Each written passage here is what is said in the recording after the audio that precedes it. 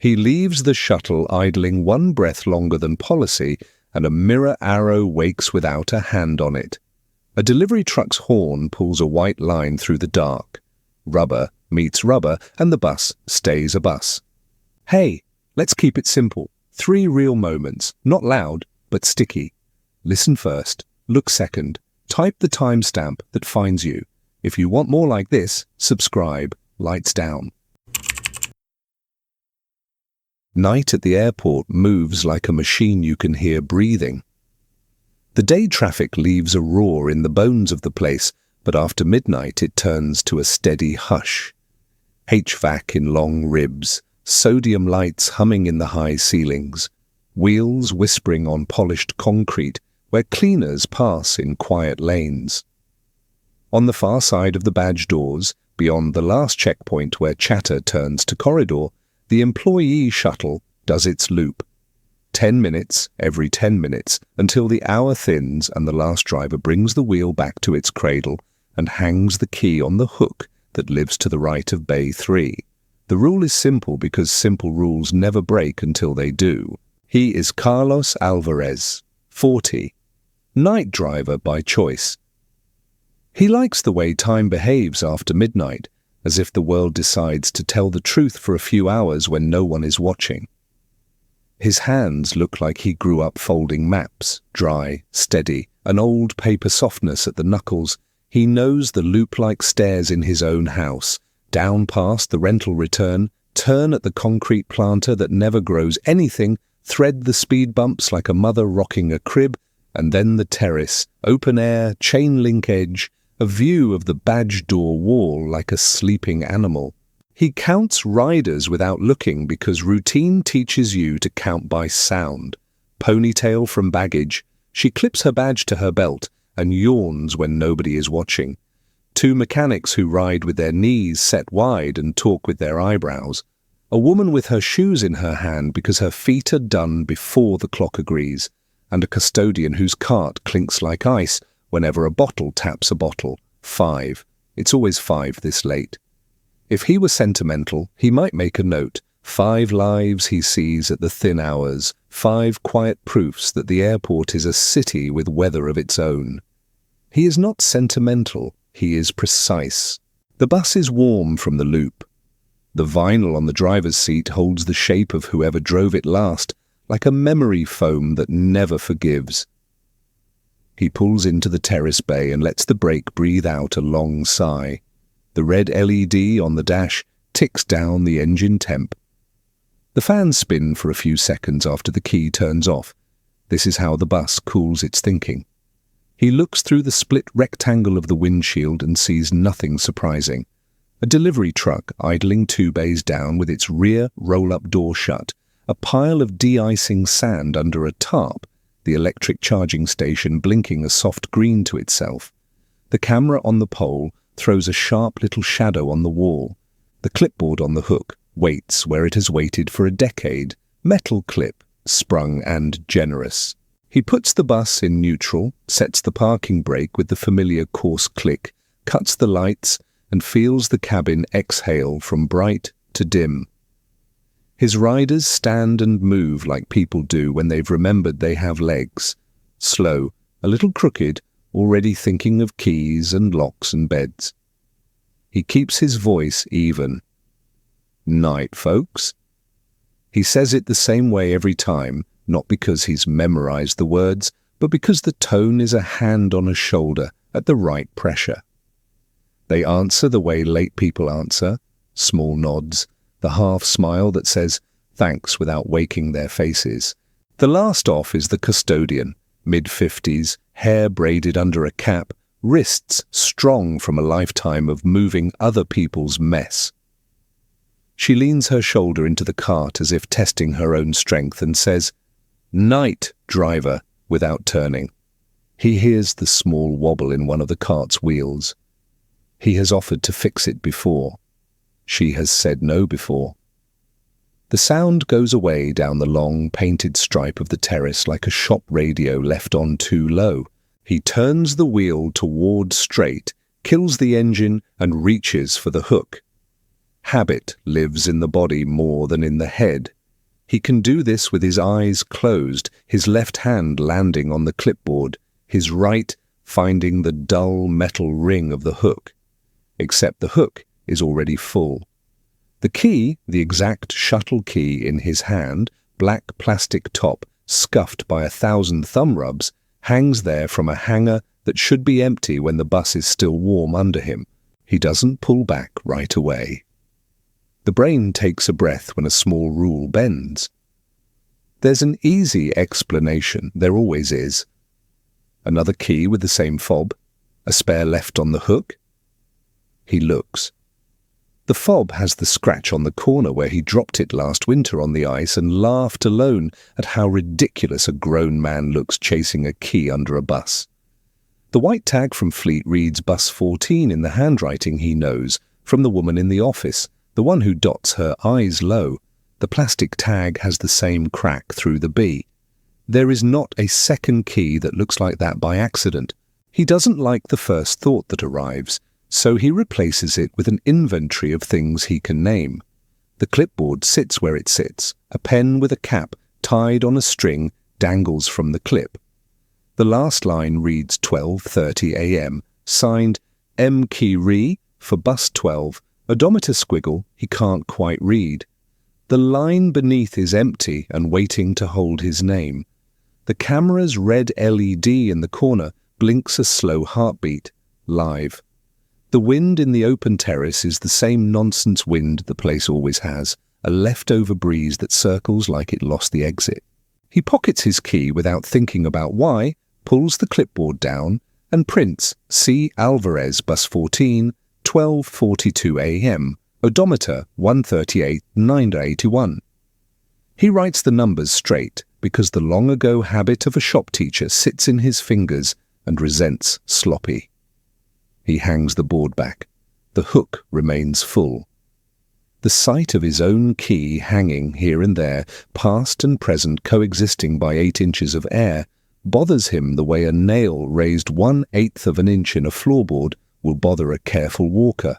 He steps back into the bus to sweep. It's a small ritual he added for no one but himself. End of night, he likes to leave the floor clean. The cabin light clicks on when he opens the door, and the white reaches the windshield and dies there. The long aisle looks fine, a coffee lid left under a seat, a rubber band, a grocery receipt folded into a tight ghost. He bends, collects, straightens. The smell is all the same smells he knows, vinyl outgassing, the faint salt of winter coats, rubber. He reaches for the driver's seat to brush the grit off the lip below the wheel, and his knuckles bump something orange. It is the wheel chock. Half a chock, really, the bright wedge made of rubber that looks like it could live under a door forever. They come in pairs. This one has black film ground into the ridge where a tire likes to kiss it. Under the oil it wears the stencil Bay 3 in block letters. He knows because he stenciled it himself after the old paint wore down to a rumour. The chock lives on the floor beside Bay 3's column, wrapped in a rope ring with its twin. It does not live on the driver's seat. He is not a man who jumps. He is a man who talks to himself the way mechanics talk to parts. "All right," he says, in a voice that stays low. The sound of his own word makes a small circle of sense in the bus. He sets the chock on the rubber mat by his heel where he can see it and tells himself the story a careful person tells when the facts don't line up. Maybe a mechanic brought it aboard and forgot it. Maybe a day driver tucked it there as a joke. Maybe someone borrowed it to prop a door open during an equipment sweep. Maybe the world is not an engine. Maybe he doesn't have to name everything before he sleeps. He takes the chock back out into the terrace. The night has moved a fraction of an inch. The delivery truck 2 bays down has cut its engine. The sound of its cooling metal ticks in a row. The little green light on the charger blinks with the patience of a metronome. He walks to Bay 3 and finds the rope ring that should cradle 2 wedges cradling 1. The twin sits aslant, like someone kicked it on their way past, and didn't stop to be ashamed. He kneels and fits the orphaned wedge back into the rope, the way you set a book back into its exact spot on a shelf after discovering it had learned to walk. On his way back to the bus, something lifts at the edge of his hearing. It is not a sound you can swear to, not the voice of a person, nothing shapeable. More like a shift in weight in a quiet house, a stare that forgets to keep its noise. He looks up. The mirror on the bus blinks, not the headlights, not the hazard, just the turn signal mirror arrow, the little amber chevron mounted on the glass, waking itself with a steady insistence. Click pause, click pause. It points into the lane where the delivery truck would have passed if it hadn't already parked. It points with the calm of a sign printed in a shop where they do not make jokes. His first thought is electrical bleed, buses age, wiring grows personalities. He climbs up, checks the stalk on the column, neutral. He toggles it anyway. The arrow blinks, obeys, then, when he centers the stalk, continues blinking as if obeying is not the point. He puts his hand on the battery cutoff by his knee, a simple lever that starves the system when you don't trust it, and he finds it already down. That is not possible. He remembers turning it down after he parked, but he also remembers the arrow asleep when the cabin light came on. He holds the lever anyway, feels the bus under his palm the way a horseman feels a flank, warm, alive, ignorant of his confusion. He can go one of two ways with this. He can tell himself again that buses make their own weather at night, that stray voltage, that vibration, that some relay with a hairline crack decided to run current in the exact footprint of a habit. Or he can admit that something else is asking for his attention. He thinks of the hook with the key on it, his key and its twin. He thinks of the orange wedge that came to sit under his hand like a pet. He thinks of the camera's red LED blinking a slow, "Yes, I see you." He thinks of the way the delivery lane lines up with the nose of his bus, a clean path for a mistake to travel. Routine wins. Routine always wins with him. He handles the things he can handle. He rolls the window down so he can hear the terrace better. He sets the physical handbrake again. It tightens a quarter-inch more than he thought it would. He rocks the wheel the way a careful driver rocks a cot to test if a child is asleep. The bus answers with the smallest whisper of play in the steering gear. The arrow blinks on.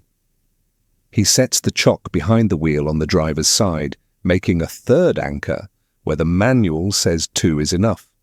The rubber wedge meets rubber tire with a sound like a kiss made of tar. He takes the clipboard down again because paper is the easiest part of the world to argue with. The line beneath his name is still blank. He shapes the words: note, signal, arrow, blinking swag cut off, down, chock found in cab, replaced. He writes small and plain, no drama, just a receipt for the stranger who will read it later and decide if this is a story or a glitch. He caps the pen, hangs the board, and only then hears the sound that moves the conversation out of theory. A horn, short, flat, a bored flinch, sounds from the mouth of the delivery lane. Not a warning yet, a wake-up. The truck is rolling now, slow, the driver trusting the lane to be a lane and not a place where a bus might move itself an impolite inch when a hand isn't on it. Carlos stays where he is because staying where you are is sometimes braver than the burst of motion that feels good in a movie. He watches the arrow work. Blink, pause, blink. The truck's headlights slide along the bus's side and write white stripes on the black bolt heads of the mirror arm. The bus does not move. The brake holds. The chock is a fact. His heart does the fast math in his throat anyway. The truck passes. The horn does not sound again. The driver does not look at him. There is nothing to see. The terrace returns to its ordinary breathing. The arrow stops.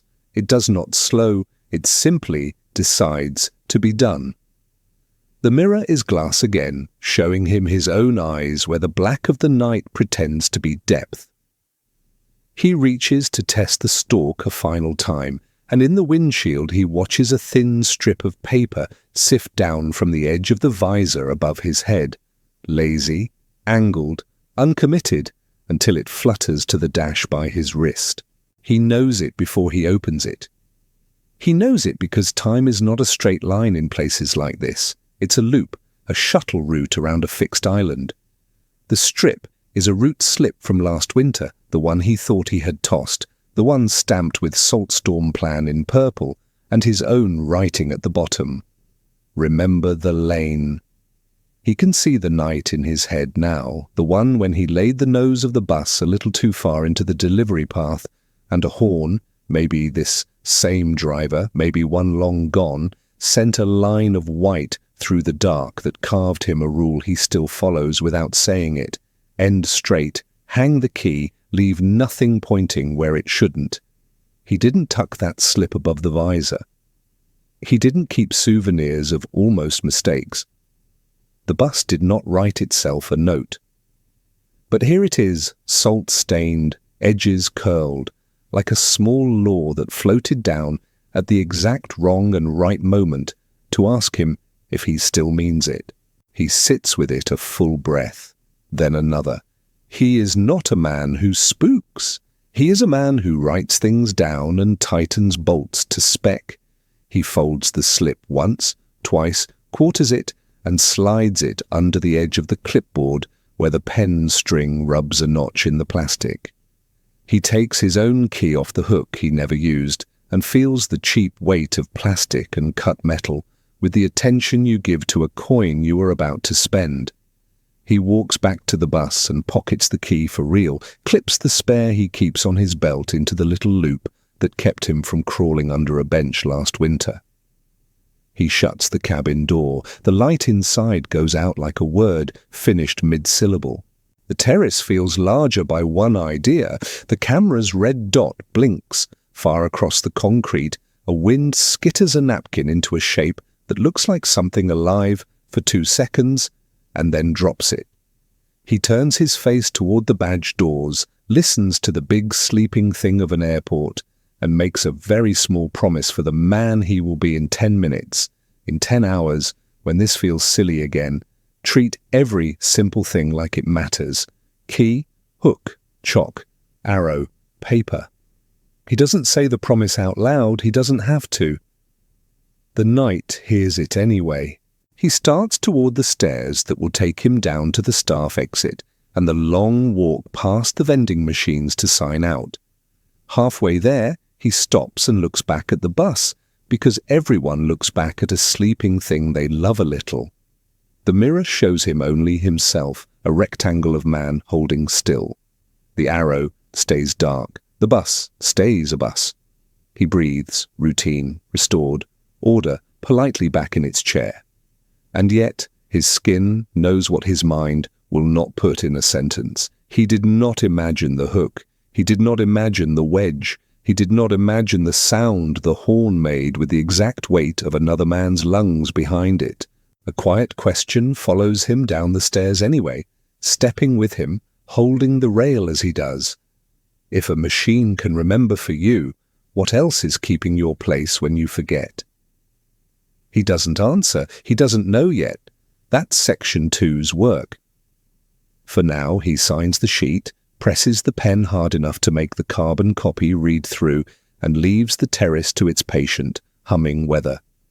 The key in his pocket feels heavier than it did when he sat down behind the wheel an hour ago. He lets it be heavy. He lets the night carry the rest. The airport has rooms most passengers never learn the names for, little squares with no windows where the machinery of certainty is kept. Carlos walks there because after a night like this, you don't go straight to your car. You go to the place with tapes and paper. You go to people who like rules the way he likes talk specs. The security office is cool and carpeted to keep voices flat. Screens stack into a soft-lit wall, each one with its own pulse, like a dozen small fish breathing. Behind the half-height desk sits a woman in a sweater the color of paper coffee cups. Her badge reads D. Hammond, and her attention is double, some on the monitors, some on the Sudoku in the margin of an incident report. She looks up with that airport smile that says, "I'm awake because I chose to be." "Alvarez," she says, like the name is already in the room. Night recognizes night. "You off?" "Just," he says, "I got a weird. Can I see Terrace 2 from 12:35 to 12:45? Her eyebrows lift a little. "Weird is a door you open with interest around here, not fear." "What kind?" she says, fingers already walking the keyboard. "Electrical," he says first, because it is a word that lets you talk without sounding soft. "And paper." "Paper," she repeats, as if tasting it. "Root slip fell out of my visor," he says. "Last winter's. I didn't put it there." She pivots a monitor toward him and pulls up the quadrant for the terrace, one angle that watches the lane, another that stares at the hooks and the clock, a fisheye from the pole that reads like a ceiling remembering. She drags the time bar back, clicks 12:35, and hits play. The terrace renders itself in grayscale and patience. There he is, a small, dark shape behind the wheel, bus arriving, kneel of the front axle settling. He watches himself do the things he remembers: brake, lights, door, riders peeling off like leaves. He watches himself lean to kill the engine, watches the cabin light paint his shoulder. He watches the custodian's cartwheel wobble like he said it would, and feels the tiny relief of being right about something simple. "Hooks," he says. She splits the view, left pane wide on the lane, right pane tight on the clipboard and the little brass posts. The hook at bay 3 sits empty, waiting like a palm. The timestamp nestles in the corner, 12:40:11. The Alvarez on screen reaches toward the hook. The hook remains empty. "Back 3 seconds, he says, "and slow it." She taps a key that makes time act like it's walking on salt. The loop repeats, step, step, step. In slow motion, he can see the way his hand curves for something he believes exists. The hook shows nothing but air and the black foam block behind it. "Okay," he says, surprised at the way the word comes out, relieved and disappointed at once. "That's what I wanted." "What did you want?" Hammond says, friendly but precise, the way you ask a witness to say it themselves. "A second key," he says, "hanging." "It's not there," she says, already writing the sentence in the audit file in her head. "It was after," he says, feeling immediately how foolish that sounds and not caring, because the foolishness is anchored to rubber and a horn and a piece of paper with salt in its edges. And the arrow. The mirror arrow woke itself. She flicks to the lane camera again, rewinds to 12:41, and they watch the bus sit like a patient animal. A delivery truck noses in from the left and pauses half in, half out, the way drivers do when they're asking a question with their bumper. The bus does not move, the battery cut off, his hand remembers the lever's weight, is down. And then at 12:41, the mirror arrow, barely captured at the edge of the frame, ticks on. It sends its little amber voice into the dark. Left, left, left. Hammond leans in. Stalk was neutral. Yeah. Diagnostics? She says, halfway to herself. I'll ask Fleet if any of the boards have phantom bleed at low voltage.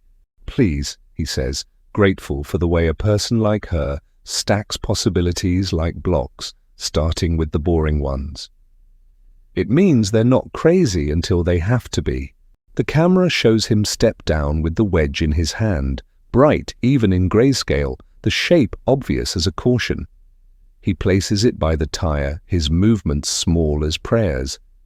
They watch the delivery truck edge by, the horn showing in the picture, as a tiny, nested ripple in the grill. They watch the arrow stop. They watch him go still, head tipped the way dogs tip their heads, the universal human angle. But did you hear that? Back to hooks, he says. She clicks. At 12:41:08, the brass posts and the white wall sharpen to crispness, and a thing happens that is too ordinary to be dramatic. A thin rectangle floats down from high right into frame, lands crooked on the narrow shelf under the hooks, and stays. The camera's depth of field is mean. The letters are a rumor, but Carlos doesn't need letters. He knows his own handwriting from how he holds his pen. Hammond lets out a soft, low, huh. Then she nods. Okay, she says. We'll capture that. Thanks, he says, feeling a knot fall a quarter-inch within him. It doesn't untie, but it loosens enough to let the night air in. He didn't invent it. The machine moved a scrap of his past into his present in public, under a camera that doesn't care for ghost stories. She clicks notes into a field, the kind of notes that will be there long after the feelings go away. He reads the lines upside down. 12:41:6, Elmira signal, illuminates without input. 12:41:08, paper falls to hook shelf. He likes the way the words make it dull. Dull is respectful. Anything else? Hammond says. He thinks of the hook that held a twin of his key 3 minutes before he watched that same hook stay empty on the video. He thinks of the way time has seams if you watch it long enough. Clipboard, he says. Can I see a still?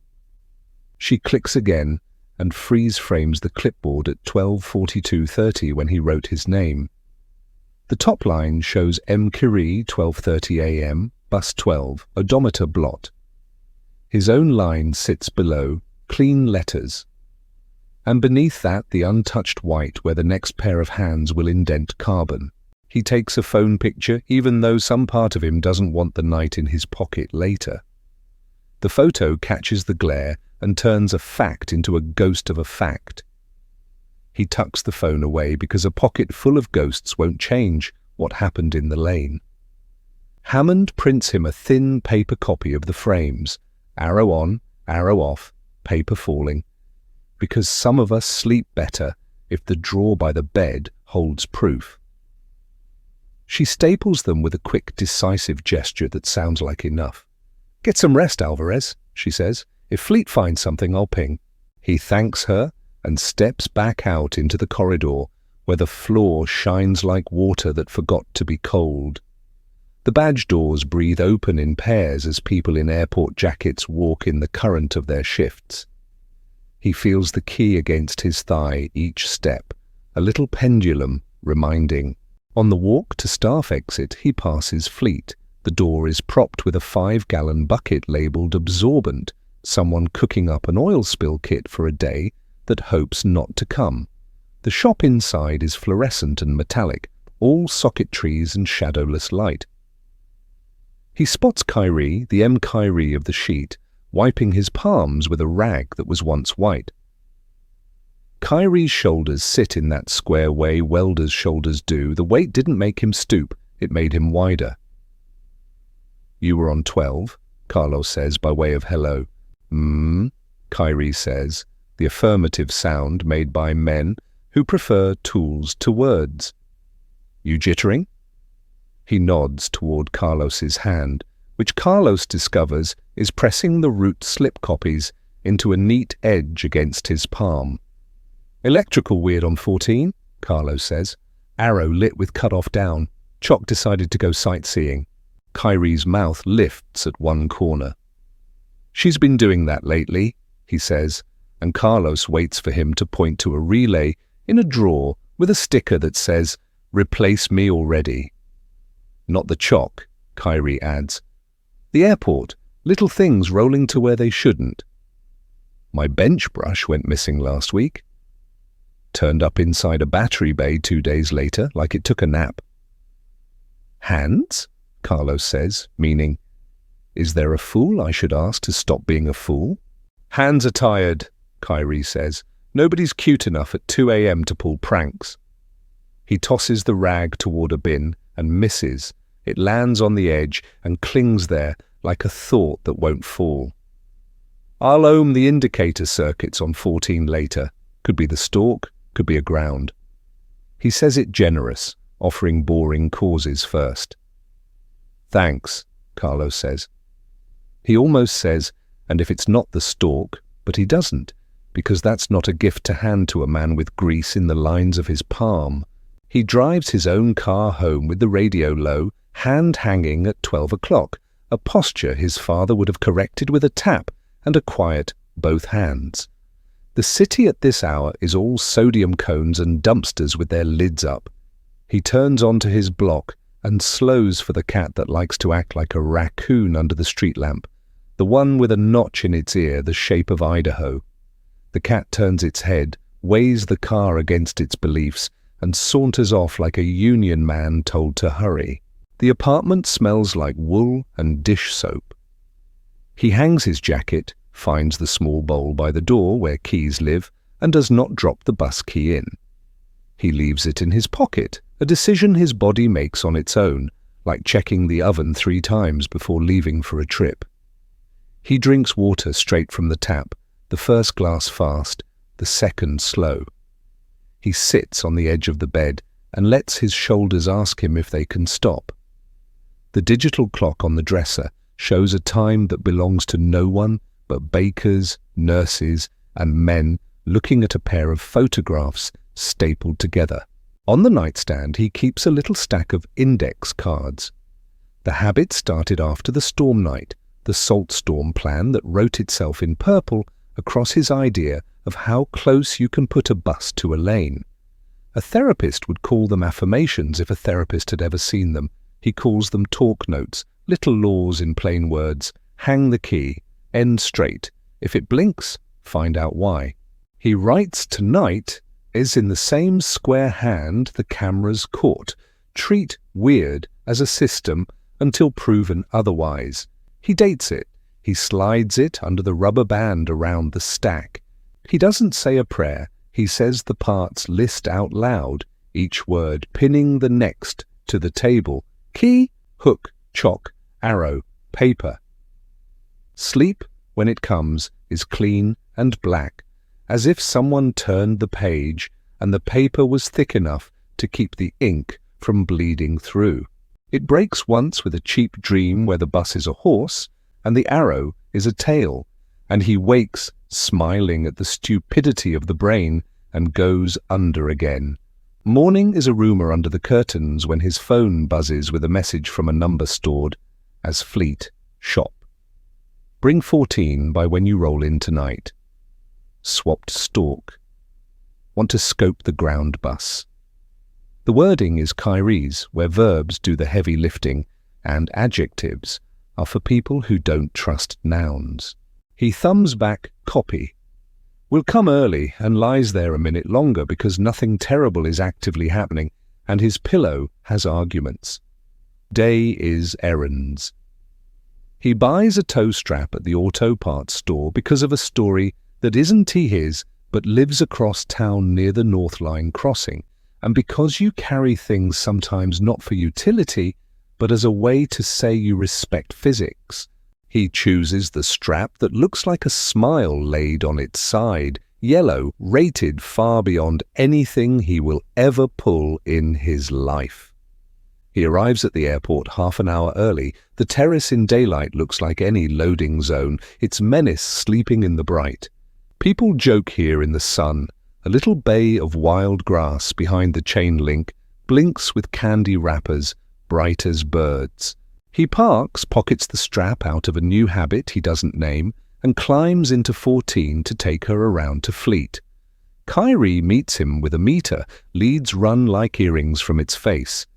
He lifts the cowling, shows Carlos the new stalk, same as the old stalk if you're not the kind of person who keeps friends with serial numbers.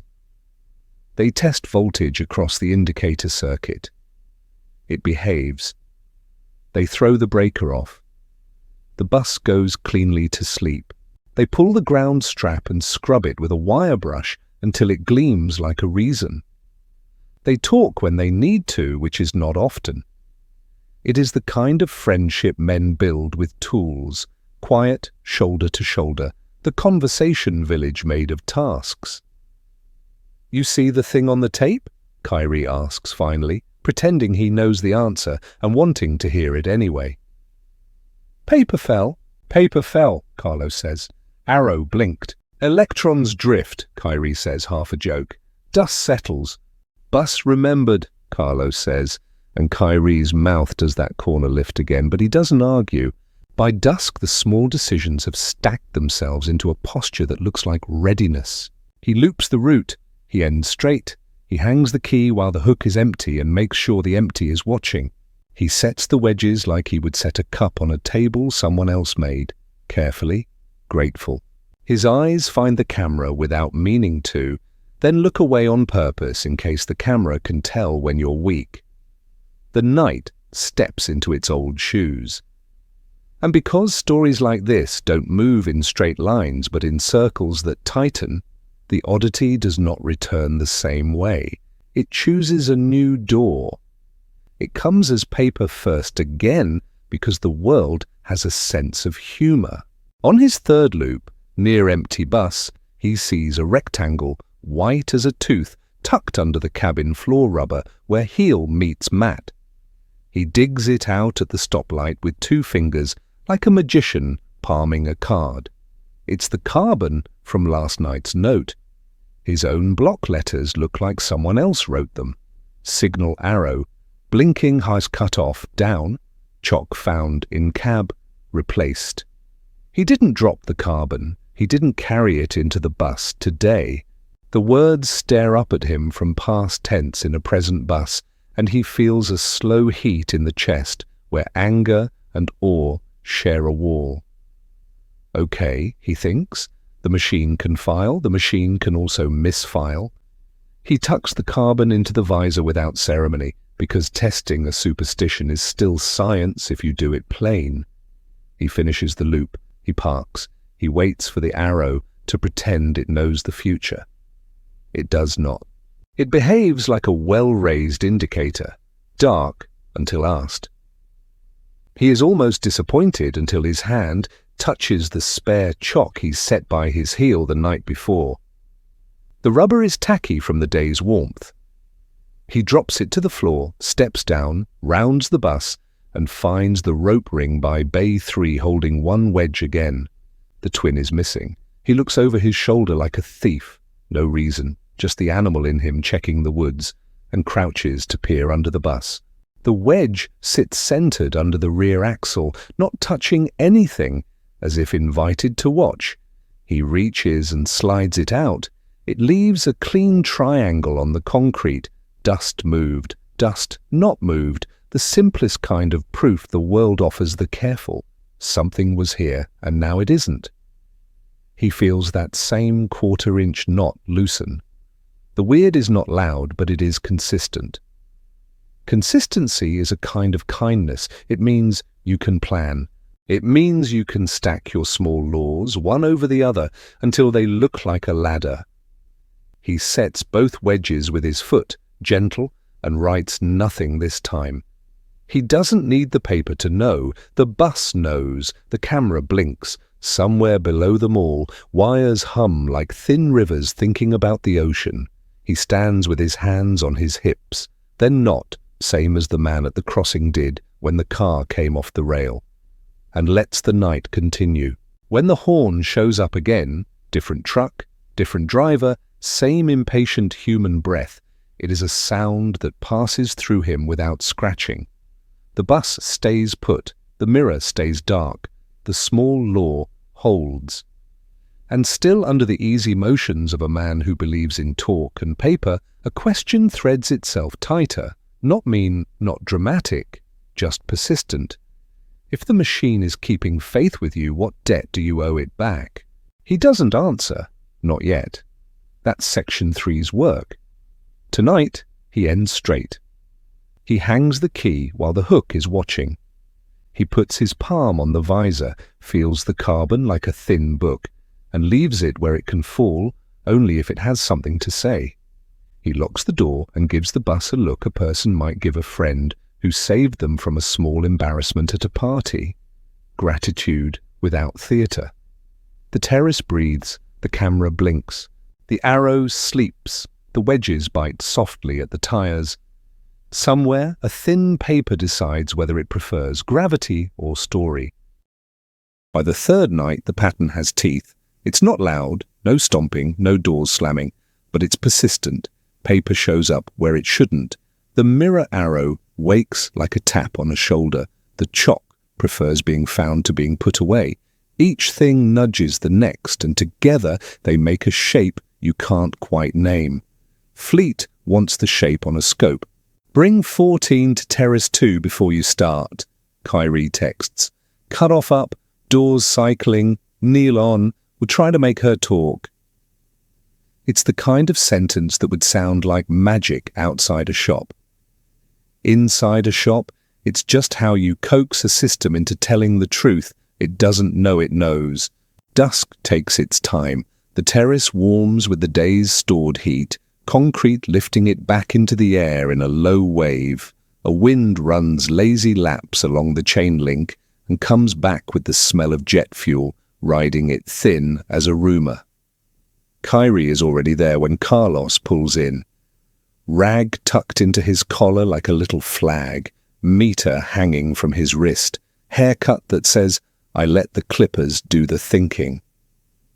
He has a small cart with a portable scope, a coil of test leads, a plastic bin for fasteners that all look like they escaped a magician's cuff. We'll sit it here, Kyrie says, patting a spot where the paint fades from fresh white to tire grey. Slight crown in the slab, good place to see if she wants to creep. Parking brake set, Carlos says on reflex. Not testing brakes, Kyrie says, almost smiling. Testing people. This is where people forget they're part of the system. The plan is simple because simple plans survive contact with real life. Cut off up. Ignition on. Indicators idle, doors cycling. Kneel valve toggled, down, up. Like it would be if you were letting 3 people off with arms full and 1 person on with a limp. Kyrie will stand at the open door reading voltages with one hand and keeping his body out of the line of anything that can move with the other. Carlos will sit where he sits, heel heavy over the foot brake, those map-folded hands careful on the wheel. The chocks, plural by now that's just who he is, go in with a toe, driver's front, driver's rear, both biting rubber like small teeth. The rope ring by Bay 3 holds nothing at the moment. He took both wedges by habit when he climbed aboard. The habit doesn't feel silly anymore. They run the first cycle, doors, open, close, kneel, down with a soft exhale, up with a little shiver that passes under the floor like a swallowed breath. Indicators, dead when left alone, obedient when asked. Kyrie watches the scope write a neat, bored line. Look at that, he says. Textbook. Textbook is good, Carlos says, not trusting it, liking it anyway. Second cycle, third. The terrace feels like a living room where you've said the same sentence too many times and made the word mean nothing. The airport night pushes its palms against the chain link to look in, a ramp tech on a phone pulling the day out of his pocket, a pair of cleaners taking turns tossing a penny at an oil stain to see who can hit the dark spot dead center. A gull stands where gulls stand, on nothing, balanced on its own belief in air. Again, Kyrie says, eyes on the meter. Then we'll pull the ground strap hot and see if she cares. Carlos breathes, doors, kneel down, kneel up. A woman from catering rolls a cart in the lane behind them, the flat tires humming like bees turned mechanical. The cart wobbles toward the edge of the painted line, its unbalanced load deciding and undeciding to behave. She leans a shoulder in and corrects one small human saving a stack of sandwiches from physics. Then the terrace flickers, not a blackout. Just a twitch, the kind big buildings do when a transfer switch shows off for a quarter second. The lights blink, the charger green goes dark and returns, The camera's red LED stutters like it remembered something better to do. The bus doesn't care. It's on its own world. But the kneel valve, which had been on its way back from down to up, hesitates on the step like a person who hears their name and half turns. The floor drops a hair, then hesitates at a height that isn't any of the usual heights. At the same breath, the mirror arrow wakes, not left this time, but right, the starboard chevron blinking into amber life with the startled regularity of a pulse finding a run. Click. Pause. Click. The sound is softer outside than in, muffled by air, but it's unmistakable if you've lived enough nights staring at the inside of a windshield. Kyrie's head comes up. You touch the stalk? No. Foot's on the service brake. He's not insulting him. He's inventorying the way men who respect danger do. Heel heavy, Carlos says. The arrow continues its metronome. The kneel completes its upward travel with a little bump that isn't in the books. The bus tenses on its suspension, as if remembering where its weight goes when it's tall. The crown of the slab shows its small intention, the kind you don't notice until 1,000 pounds of vehicle hears the invitation. It's not a roll. Not yet. It's a question. Metal asks concrete if gravity wants a word. The chock at the front meets rubber. The chock at the rear meets rubber too, but it's set a half-inch off the sweet spot because he had used his toe in a hurry when the wind pulled at the paper under the visor earlier. A half-inch becomes the shape of the night. Hold her, Kyrie says, and Carlos says, holding, into the air, not because anyone needs to hear it, but because his own ears need to catch the word. The bus gives a breath of motion, a lover's nudge, the kind of movement you'd swear you imagined if nothing else was happening. The rear chock squeals a millimetre against concrete. Kyrie looks down at the map his feet are drawing on the space between the open door and the pillar. He steps his boot heel into the chock's back, light, precise, pinning it as if pressing a thumb on a pulse. The mirror arrow blinks faster now, a little skip in rhythm like a song finding its chorus. And then the timing folds a person into the equation. The custodian appears at the far end of the terrace, pushing her cart with the stubborn wheel. She's later than usual. Maybe the flicker reset a clock. Maybe she stopped to help a colleague wrestle a bag into a bin. She angles toward the gap between the open bus door and the pillar because it's the natural human path, the shortest, widest, cleanest way to the badge doors. She is not in a rush. People who live at night learn you can't rush the dark. Stop, Kyrie says, voice level, not loud. It lands on her like a hand on the air. She doesn't process it as for her at first. Two men talking, shop words, not hers. She keeps rolling. The bus gives another half-breath. Carlos drops his heel harder. The service brake holds, but brakes are lines and lines transmit intention before motion. The kneel valve, still thinking about the flicker, lifts its last 10% with a pop, the kind of rebound you get when metal remembers its spring. The bus rises that hair, unweights on the front, redistributes mass across geometry even a careful man can't feel until it's happening. Stop, Carlos says this time, and the voice carries his father's voice the way a photograph carries a smile across decades. It is not loud, it is the right word at the right tempo. It has in it the part that says now. The custodian looks up, looks at the wedge under Kyrie's boot, looks at the mirror arrow, which doesn't mean anything to her except that men who drive buses stare at those lights when they care. She pulls her cart back by 2 inches without thinking. The lame wheel chatters a little comma on the concrete. The bus tests the chock one last time, like a shoulder testing a door to see if it stayed locked. The wedge takes it. The rubber and rubber meet with a pressure that explains why the word bite exists. Kyrie's boot heel, steel-shanked, 2 years old, tread worn like a story, translates human weight into the kind of resistance a machine respects. The motion satisfies itself, like a hunger hand slapped away from a plate, and stops.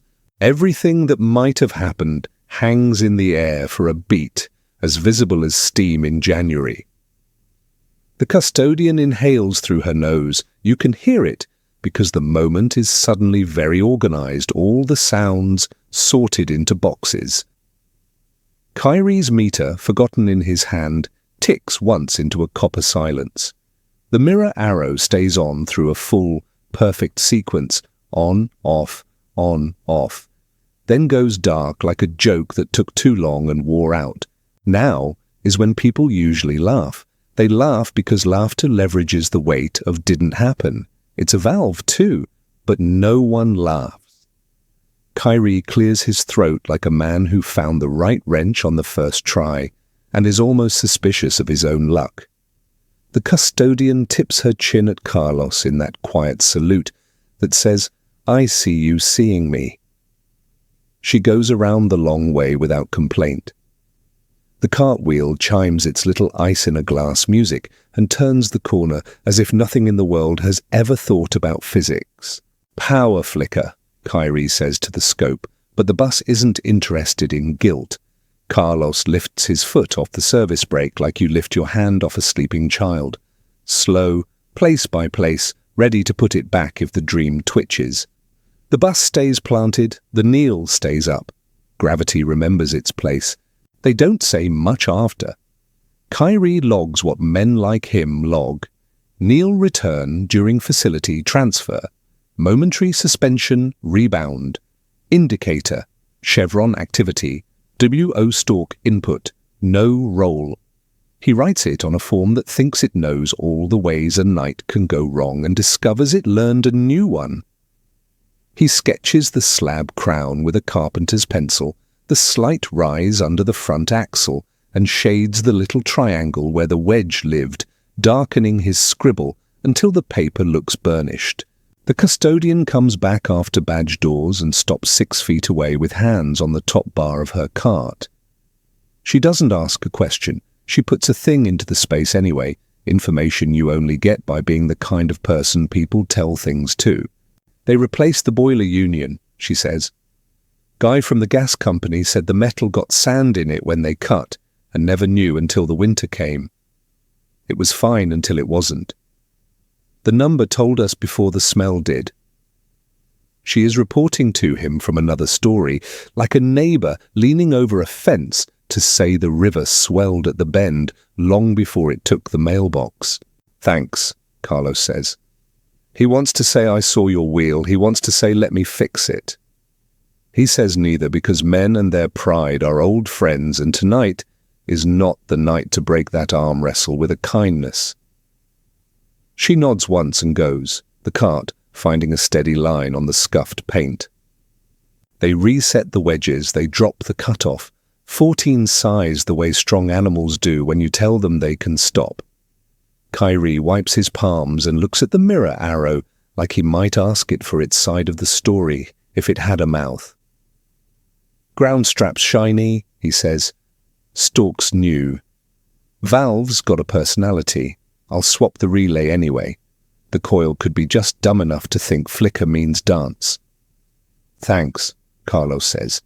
He says it for the relay, and for the boot heel, and for the fact that some nights ask you for an inch, and you find it exactly where you left it on purpose. He rides the loop slow on purpose after that.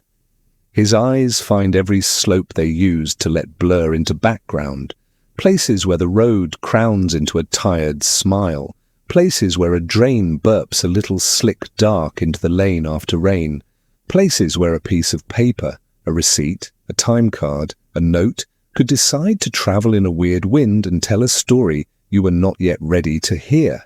On the last pass before midnight, he stops at the light and checks the visor because now that's just what he does. The carbon is still there, a skinny redundancy. He touches it like a rosary, not superstitious, just counting. Under his fingers is a new rectangle. He doesn't pull it out. He looks at it upside down on purpose and lets the letters reassemble on their own while the light cycles. It's a printout from Hammond's office, the frames of the arrow, blinking, the paper falling. Someone slid it up there while he wasn't looking. Someone is helping him build a drawer that opens to facts when the brain starts to dramatize its own heartbeat. He breathes, the light goes green, the mirror shows him the lane clean. His hands do what good hands do. They follow rules that became reflex for reasons they don't have to re-argue nightly. End straight, chocks down, key on hook while the hook is watching. Note when the weird repeats. Down on the terrace, the camera's red LED blinks its idiot metronome. The charger's green holds steady. The gusts that ran circuits along the fence at dusk fade to nothing the way attention fades. The building, proud of its little trick with the transfer switch, remembers to feed its lights a clean, unbroken river. The near miss is over, which is how near misses do their work. They finish, and then they sit in you like a folded map, lines ready to be opened at speed. You don't get to keep the adrenaline, you get to keep the inch. When he steps down to hang the key at 12:41 again because knights love their own symmetry, he looks at the brass posts and feels not fear, not even caution, but a kind of companionship. The machine is trying to meet him halfway. He owes it the same, half the distance every time with wedges and words, and the apology you bring to any system you've trusted too hard to run without you. He hangs the key. He doesn't step away immediately. He lets his fingers stay on the cool of the ring a breath longer than necessary, a human hand on a metal promise. Out of the corner of his eye, something white slips and flutters, then catches on the lip and stays, a receipt from the tiny cafe by the employee gate. Someone else's, date from this morning, total $8.10, tip $2 exact. He smiles, actually smiles, not because he likes the supernatural, but because he likes the mundane, and the mundane just sent him a punchline. "All right," he says, to the empty terrace that is not empty at all. "I'm listening." Morning writes over the terrace with a flat grey that makes even new paint look tired. The night shrinks into corners under the rope ring, behind the brass hooks, in the little seam where concrete meets pillar. What remains are the parts you can hold, a substituted relay with fresh ink on the date code, a ground strap bright as a dime, 2 wedges with rubber dust in their teeth, and 3 sheets of paper. Hammond's frames, stapled square, Kyrie's block letter log, and Carlos's own carbon with the sentence he wrote to remind a stranger he'd never meet. If a story has an after, this is it. You can touch the proof, but the feeling lives elsewhere. Fleet tapes the log to a clipboard that likes its siblings. Hammond uploads the clip to a folder called Terrace Oddities 2025 Q4 and gives it a name that steals the drama right out of it. Mirror Indicator, Spurious and Paper Displacement, 1241. She includes stills so no one has to watch video to understand, and a timestamp so everyone can argue about nothing. She's good at making the improbable habitable. That's her job. Kyrie replaces the kneel valve, not because the data demands it, but because his hand says the return has a hitch, like a word a tongue keeps tripping on. He shows Carlos, the old one, a housing with a scuff like a thumbnail, a coil that ohms out fine, a set of seals that look new until you look hard enough to see the skim of dust that rides the oil sheen in a perfect circle. It wasn't going to fail, Kyrie says, but I don't like the almost. He says it as philosophy, not repair. There's a difference. Carlos thanks him with a loaf of bread from a bakery that starts its day while most people still think tomorrow is a rumour. He doesn't say for saving my night, he says for listening to it, which is truer. Kyrie tears a heel off the loaf at the bench like a man who doesn't need knives to eat good bread, chews, nods, and swears softly, respect paid in gluten. The custodian, the one with the cart that sings like ice in a glass, has a wheel that no longer wobbles by the second evening. No one sees who did it. The axle nut is snugged so gently you'd think a watchmaker crawled under there. When she rolls by the terrace, the cart hums instead of chattering.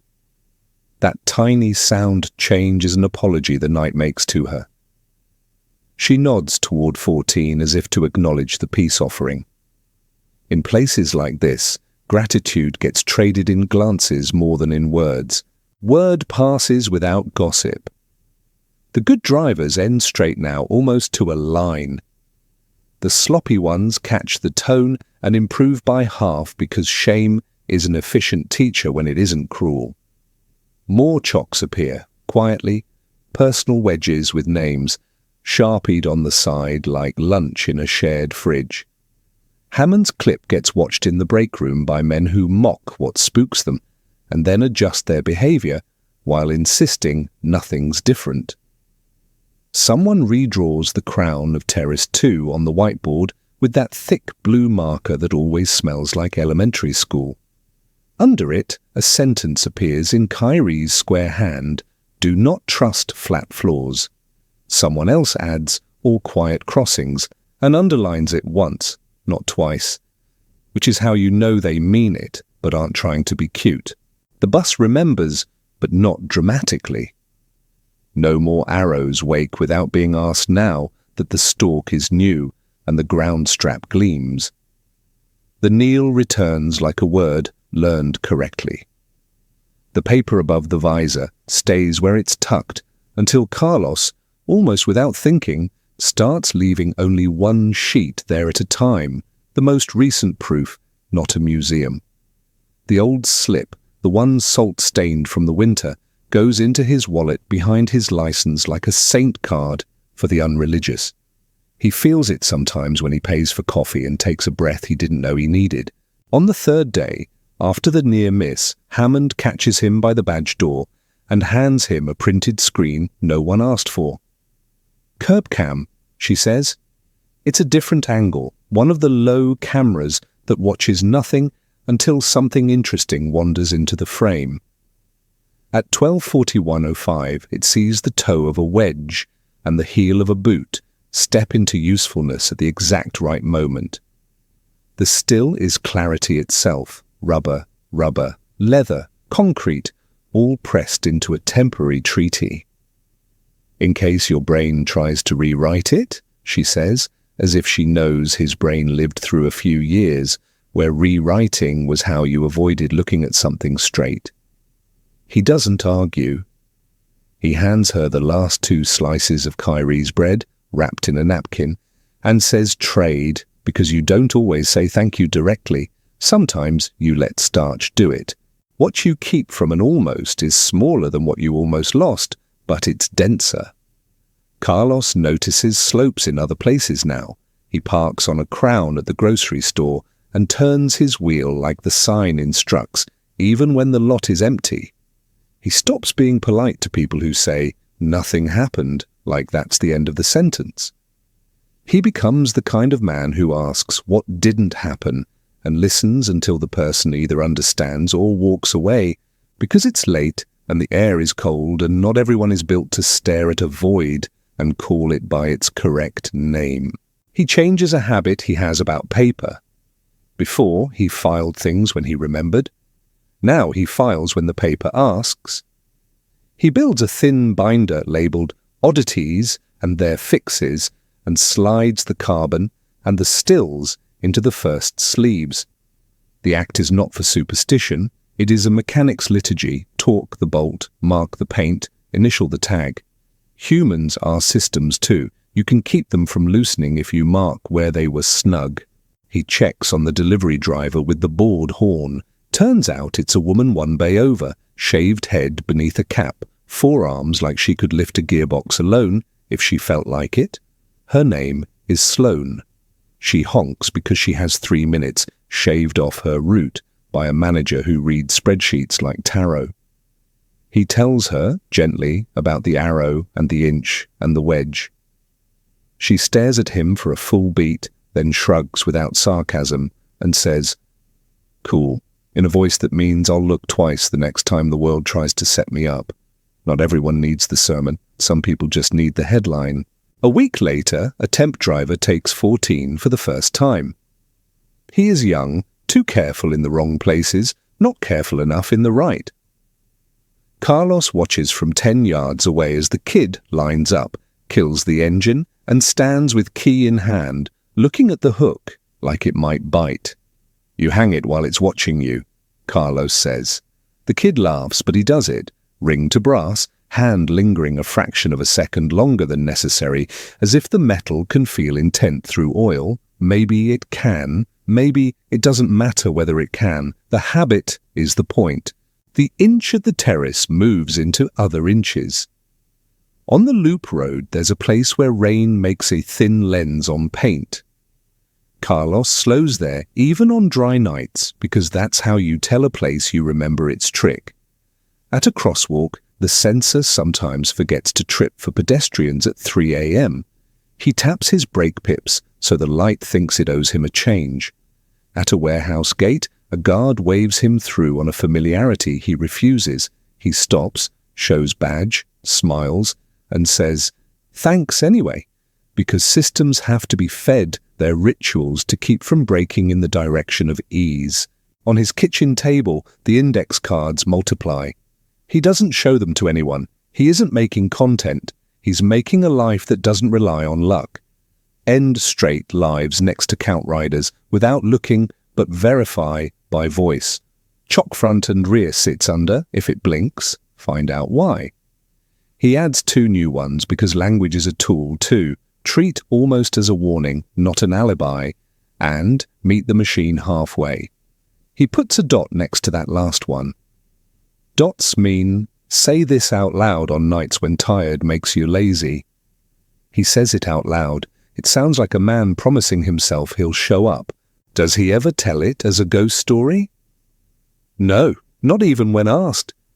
He tells it as a timing story, a physics parable, a short talk about how close, heavy things like to run to human beings.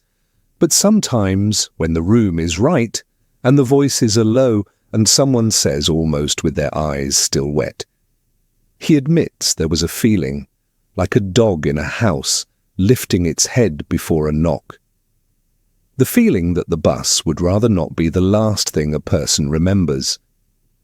It's a ridiculous sentence. He hears it as he says it. He says it anyway because ridiculous and true line up more often than people let themselves admit. In the end, the terrace returns to what it always was. A slab under a sky, painted lines, posts, hooks, a camera with a red light that never proves anything by itself. The differences are all in the humans. Kyrie's boot heel keeps a smudge on the back of one wedge that never quite cleans off. Hammond's folder grows a little heavier. Sloane's horn shifts tone, less impatient, more instructive. You can hear a person in it now, not a reflex.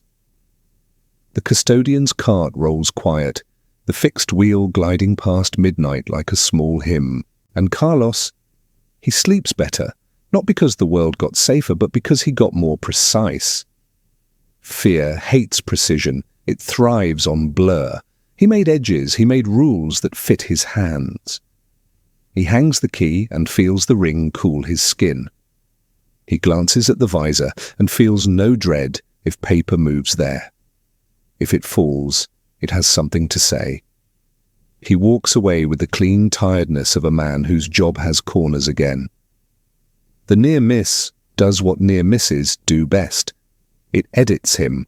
One night, close to the same minute as before, he pauses at the hook and hears a kettle somewhere, imagined or real, lift from hush to whisper. He thinks of numbers on a small screen, 04, 013, 051, and the way some numbers are louder than alarms when you know how to listen. He thinks of a building with its own weather, and a valve with age in its threads. He thinks of a teenager at a crossing and a headlight that lies about distance until it doesn't. The stories decide their order when they want to. He smiles at the wall and says, almost under his breath, to the hook, the wedge, the arrow, to whatever listens in the big machine at night. I heard you. He turns toward the badge doors. The camera blinks, the wedge bites, the arrow sleeps, the key hangs. So the airport exhales and keeps its promises. Elsewhere, a building inhales and forgets one. 4 floors up in an old brick walk-up, a kettle starts to argue with the quiet while a small screen counts wrong. 04, 013, 051, numbers that should fall when a window opens. They don't. The heat that rises isn't from an oven. The night asks a different kind of question, and the answer arrives as a number that won't hold. The building keeps 2 kinds of time, its own and everyone else's. Everyone else's time runs on alarms and bus schedules, and the hour the bakery opens its grates. The building's time runs on heat. It comes up through iron like a rumour, fills radiators until they tick with tiny expansions, wanders the hall like a bored custodian with a ring of keys. Tonight that heat begins to move before anyone asked it to. Maybe a thermostat blinked wrong. Maybe the boiler in the cellar felt old and generous. It doesn't matter yet. What matters is a floorboard in 5B warming under a bare heel at 3:17 a.m. She is Maya Laurent, 26, steady hands, morning shift at a bakery that leans its sign against the glass before dawn and sells out of everything good by 10. She doesn't love early mornings. She loves what they buy. The quiet half hour before work, when the kettle steams and the radio whispers weather, the calm walk under streetlights that still think it's night, the small satisfaction of setting dough on trays with the same spacing every day. She is alone in the apartment because that's the way rent and her patients decided they could afford each other this year. Her world at this hour is a short list: kettle, timer, toast, a digital carbon monoxide detector that flashes green every 60 seconds just to prove it is awake. 5B looks over the street lamps and the bodega sign that never fully turns off. The windows are those big old rectangles that lock with a lift and a hope. A wood sash has to be coaxed up with a palm under the rail, and you learn which finger to keep out of the way. A fan sits on the sill, a square box with dust in the corners of its grill, good in August, forgotten in October. A plant leans toward whatever passes for sun on this block, leaves brown at the tips where the radiator kisses them in winter. The building is from a decade when bricks were cheaper than opinions. It has uneven floors that turn dropped marbles into explorers. It has a stairwell that smells like nickels and laundry soap, and a mail slot that coughs once before it gives you anything. The hall lights run on timers that click if you're quiet enough to hear them. The old superintendent, Mr. Rizzo from 4A, says the place has its own weather, and he isn't being poetic. Some apartments get summer in January, some get January in June.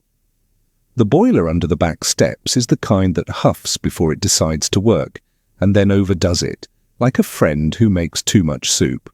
Maya's routine is precise because precision takes less energy than chaos. She wakes on the first alarm not because she's a hero, but because there's no second alarm to tempt her. She sits up, counts to 5 to bully her blood into her legs and stands. The floor doesn't squeak for her. She found the path that spares the boards on the first week she moved in. She fills the kettle, sets it on the smallest ring of the stove, because the smallest ring is quick and honest, and turns the dial to a notch she could find in the dark. She can find it in the dark. A metronome of green wakes on the detector by the fridge. Blink, sleep, blink. Everything that should breathe is breathing. The radio voice is a night person's voice, calm, a little amused, respectful of people who have chosen this hour on purpose. Front weakening after midnight, it says. Clouds lifting by morning commute, highs touching 50. The words float around the tile and settle near the window where the glass is cold enough for breath to write its name. Maya glances at the neon clock above the sink, a gift from a roommate whose idea of subtlety was buying an object that resembled a diner. The second hand climbs. She washes the single plate from last night and stands it in its same drip line. She drops 2 slices of bread into the toaster and does not press the lever yet. She likes to press the lever at the exact moment the kettle whispers. That's her private choreography. If someone moved the rhythm on her, she would feel it like a wrong step on stairs. The building clears its throat. It's faint, the sound radiators make when hot water starts to think about it, not the hammer that comes when someone bleeds a line wrong. The pipe in the corner gives one polite knock and then remembers its manners. Maya rubs the heel of her foot against the warm board because that's the place winter used to punish, and finding it kind is like getting a small apology from the year. She smiles because the apology is on time. On the fridge, the detector blinks its green again.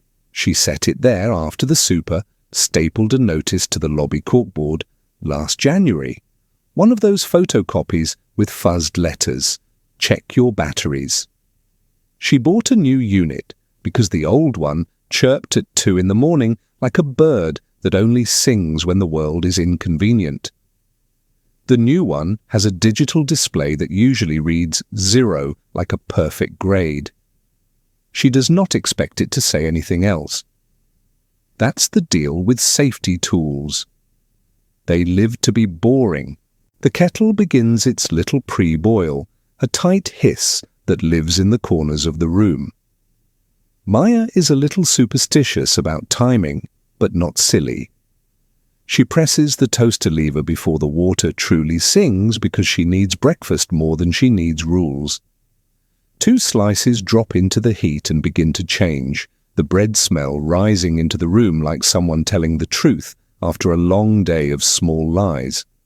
The radio says the word advisory about a county 3 towns over. The radiator gives a soft cluck under the window. The floor under her heel goes from pleasantly warm to insistent. She steps away and frowns toward the stove because heat in a kitchen has a hierarchy: stovetop, oven, radiator, sun. The stovetop is low under the kettle, the oven is off, the dial sleeps with its marker at straight up 12. She is not baking, she is boiling water for tea and telling herself not to look at her phone while she waits because screens steal mornings. The radiator behind the couch shouldn't be awake yet. The building usually waits until 4. And yet her heel felt it. She presses toes to wood like a person checking the temperature of a bath and then laughs at herself because that's not how heat works. The laughter doesn't stick. She looks down the little galley of the kitchen and across to the living room and thinks about nothing in particular for the length of the kettle's last inhale. Mr. Rizzo said once, on the stairs after a false fire drill, that old buildings pinch heat from the future. She wrote it in her head because she liked the shape of the idea.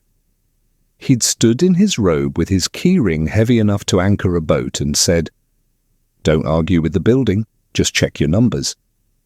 He meant water meters, gas bills, the marks you pencil inside a closet that says Beetle, if you're the kind who looks for trouble. He also meant that detector.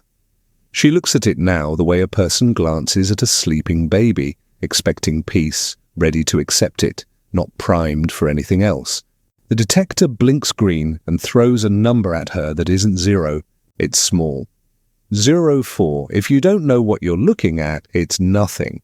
4 parts per million of a thing the world doesn't even bother to smell until you've already missed your appointment with caution. She knows enough to know 04 is within the kind of normal that sells you calm, pilot lights, street drift. The unit is new enough to have opinions. Sometimes they flex. She taps the button marked Test with a thumbnail. The screen briefly floods with 888 like a slot machine that refuses to be read, then resets. 004 again. The green light keeps its even breath. "Okay," she says, not to anyone, just to the air. She closes the kettle valve to stop the hiss and feel the room better. The room tastes like toast. The radio says lows in the 30s. The floor is warm beneath her foot like it was last night, right before the radiator decided to do its daily song. She presses the detector's button again, this time the one that toggles between average and real time, because she can't help it. She is a person who likes dials to sit down in their chairs. Real time says 0 and 13. It could be nothing. It could be a number walking around. Questions arrive the way early fog does, quiet, filling the low places first. Is the oven leaking? No, she smells nothing. Does carbon monoxide smell? No, that's the danger. Is there a draft from the hallway? Possibly. The seals on the door look like they came with the moon landing. She turns the stove's dial off and back off again because hands lie less than eyes. She flips the oven door open and feels for heat. It's a cold mouth breathing nothing. She steps into the living room and puts her palm over the radiator. It is warm, yes, but still shy. The sound in the pipe is small and civilized and older than both of them. The toast pops, dutiful, ends of the slices dark and promising. She stands there with a butter knife in her hand, paused between nothing and something, and imagines herself in two neighboring worlds. In one, she eats and laughs at herself for being dramatic, and goes to work with tea in a travel mug. In the other, she opens a window first because an old neighbor said to respect numbers more than narratives. The only difference between the two worlds is whether she takes 6 seconds to lift a sash. 6 seconds is a cheap bet. It's cheap. The window hates being woken. She slides the lock, slides a finger under the rail, lifts, then lifts again when the paint gives up, and grudgingly lets the bottom pane crawl upward 2 inches. Cold climbs in at once. Storefront cold, bracketed by brick. The detector does not reward her by rolling back to 0 like a child cheered into good behavior. It holds. 013, the green light, keeps timing the room like a heartbeat that refuses to quicken just because your mind did. Maya smears butter on the toast because even caution tastes better with butter, and because this is her body doing something ordinary while her head attends a small meeting. She puts the slices on a plate and sets them near the stove to keep. She presses the fans button once, it clacks twice, and settles into a low drawer. Air moves from outside to in like a shy visitor. She sets the detector on the window ledge because that's where Mr. Rizzo's advice lives, at the place where inside meets out. The display shifts. 035. It should be dropping, she thinks. That's what you do with numbers. You expect that if you touch the controls on the world will answer politely. The fact that it hasn't is not yet a siren. It is a sentence without punctuation. She watches it longer than she would have watched it last week. In another apartment, on another floor, in another story, someone would already be asleep. In this one, at this hour, a woman leans on the sill and tries to teach herself not to argue with a tool she bought for exactly this. She thinks about the boiler downstairs. Rizzo's keyring clanked a certain way the last time she saw him. He'd said he needed to bleed the monsters, and she had not asked what that meant. She thinks of the little gas stove on the basement landing someone keeps for winter emergencies, the way it sighs when a match goes near, the old smell of dust burning off in October. She thinks of the hallway experiments where heat rises into cold and paint blisters on elbows of pipe that pretend they are not surprised to be hot. She moves the detector again, farther from the window, into the hall that leads to the bedroom and the bathroom tiled in friendly pinks. She sets it on the radiator shelf there, as if bringing the number closer to the probable culprit will shame it into good behavior. The screen pauses 035, then jumps to 051 like it remembered an appointment. There are two ways to be scared. One is loud and theatrical, the kind that makes you shout because your body doesn't trust you to move unless it puts on a show. The other is quiet, a feeling like noticing a stare that isn't where the house promised. Maya does the second kind. Her fingers find her phone on the counter without making a big deal. She doesn't call anyone yet. She stands very still and makes a list in a voice her baker's brain uses on inventory mornings. Smell? No. Headache? Not yet. Maybe a shadow at the soft place behind the eyes. She can't tell if that's fear or chemistry. Neighbours? Mr. Rizzo in 4A is probably asleep with the TV on a nature documentary. Ocean sounds crawl under his door on nights like this. The couple in 6C fights quietly around 9 p.m. and then laughs. They are usually done by now. The terrier in 2B sleeps like a champion. Fine. Windows, one open 2 inches. Fan on. Air moving. Numbers. 051 is not a building you stay in on purpose. She doesn't know yet, no one does in a first section, that a cracked union by the boiler is bleeding gas into a riser like a whisper that will become a word. She doesn't know that a staircase is about to fill with neighbours holding small animals like letters they refuse to drop, that a paramedic will later clip a clothespin device to her finger and say numbers that mean nothing until you remember how lungs barter with blood. She only knows that something in the building's weather is wrong, and that her job is not to be brave, but to be boringly correct. She puts the detector back on the kitchen sill because she wants to watch the number next to the mouth to the world, and because standing in the doorway gives her the width to see stove, hall, radiator, and exit in one glance. She turns the radio off because she has decided she can afford no extra noises. The room sounds like a room again, kettle cooling, the far plumbing of someone else's apartment making a ghost river sound, a single car going through a light on the avenue and dragging its tires on wet asphalt. 51 holds for one long breath. Then it leans forward to 64 without drama or apology. She doesn't say okay anymore. She reaches for her coat, for the keys that live in the little chipped bowl by the door, for her phone, for the card Mr. Rizzo shoved under everyone's door last winter with the gas company's emergency number on it.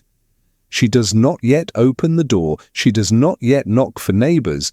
She chooses instead one last simple thing that costs nothing and might buy her a minute. She turns the oven gas knob back and forth, off, off, off, and presses her palm to the oven's face as if the metal could answer her plainly.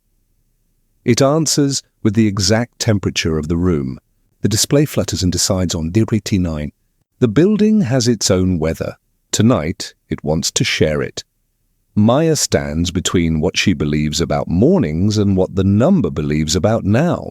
The window is open. The air is moving. The number climbs anyway. That is where this story begins, not with drama, not with a hero, not with a ghost, but with stubborn digits on a small screen that refuse to be argued out of their trajectory. She lifts the latch on her door and steps into a hallway that will soon smell like winter and pennies. The detector keeps counting behind her. The kettle remembers to go quiet. The toast cools on a plate, neatly buttered, like proof that she had planned for a softer hour than the one she got. The hallway holds its own weather, cooler, flatter, a draft that lives ankle high. Maya eases the door mostly shut, then stops, a hand on the chipped paint. Leaving the detector behind feels like leaving her eyes on the table. She slips back in, crosses the tile in 3 quiet steps, and lifts the unit from the sill. The display decides as if it were waiting for her to look. 102. It is a clean, stubborn number, not a flashing panic. The green light still ticks every minute like an idiot metronome. She finds herself whispering no, as if it were a command the room might respect. The number answers by being exactly itself. Keys, phone, coat, detector. She makes 4 corners out of them. She leaves the window open because whatever is moving in here needs a way out. The door latch clicks into its habit. In the hall, the nickel and soap smell feels sharper, like winter insisting. Downstairs somewhere, a pipe thunks once, an iron knuckle rapping a bar. Rizzo's apartment, 4A, sits 1 flight below. Door with a dent at knee height from a time a tenant's couch decided to become a battering ram. Maya knocks with 3 even taps. A TV hushes on the other side, then the chain lifts and the door opens 2 inches. Rizzo in his robe looks like a man who was born tired and became graceful at it. He squints until he recognizes her face in the draft, then the detector in her hand.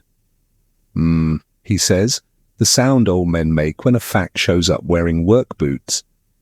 What's it say? She angles the screen into the slice of light.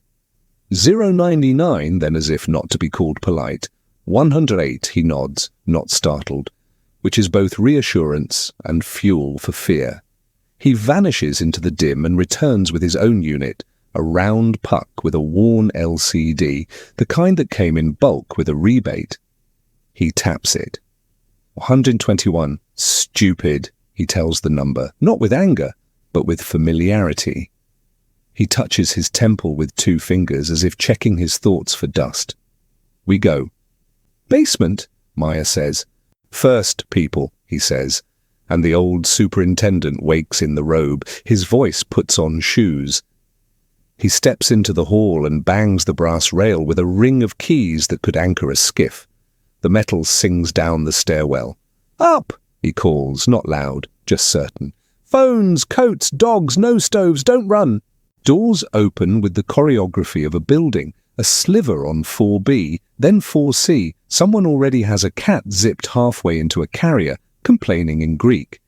The young couple from 6C lean over the top landing in hoodies, hair wild, looking like kids who got lost on their way to a concert.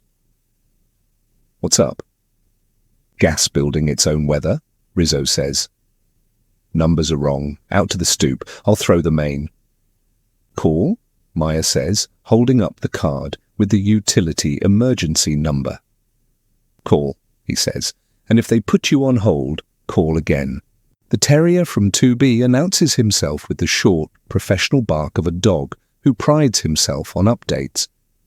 His owner, a woman in pink slippers, appears with a leash half attached and a phone pressed to her ear. I smell nothing, she says to no one in particular, defensive against invisible math. Not how this one works, Rizzo says, already moving. He looks at Maya as he passes the stairwell window. Hold the door for people. Keep counting. Numbers are better than names in a hall. She nods. It's a language she knows. Count, or it isn't real. She props the front door with her hip and her shoulder, the way you learn to when spring hinges insist on their small empire. People stream past in the order that apartments create, 2 from 3D, 1 in socks hopping onto 1 foot, to jam a heel into a boot. A guy from 5A who sleeps days and blinks like light has hands. The cat in the carrier complaining in a dialect older than all of them. On the second landing, her detector reads 086, a little mercy that is not a cure. By the vestibule it says U74. Every 7 steps she checks it like a rosary bead. Outside, the block is between hours. Trash trucks gone, bread trucks not yet. The street lamp's cone thinning as the sky admits it might become day. People collect on the stoop the way rain collects in the dip of a street, naturally obedient to gravity and the memory of exits. Pajamas meet parkas meet barefoot bravado. Phone screens glow at chests. Someone pulls a hood over a child. The terrier names a passing leaf as suspicious, then decides against sustaining the argument. Utility? Maya asks the slippered woman. On hold, she says, as if to accuse heaven.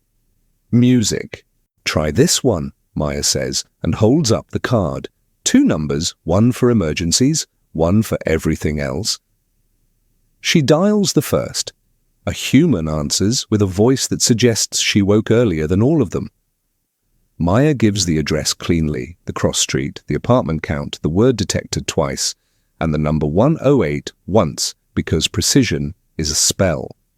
The voice on the line repeats the address back even more precise. Building ID, block number, the kind of details cities keep so they can remember themselves. Shut appliances, the voice says. Open windows, we're sending a crew. If anyone feels unwell, call 911. Basement, Maya says to the gathered neighbors, as if the phone voice had said it, and points down the stairs that run under the stoop.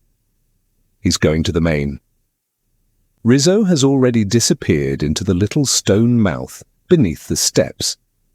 The door to the boiler room is a steel slab, with a habit of sticking whenever weather changes. It sticks now as if stubbornness were a safety feature. Maya hands her keys to the girl from 6C and says, "Stoop, please, keep it open," then drops to a crouch and follows the old man down into concrete breath. The cellar air is the first cold she's felt that hour that isn't honest. It's damp, cold, wall cold, the kind that sits in clothes and waits all day to remind you visited it. Pipes overhead run like a brass and iron map.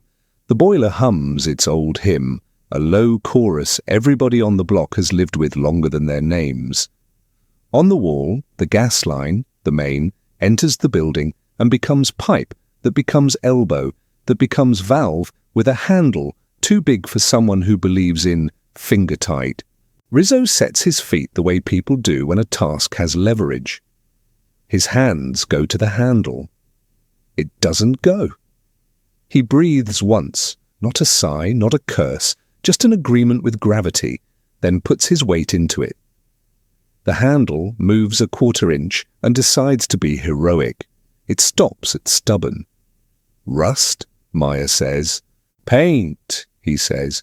Painted stupid 5 years ago, painted pretty.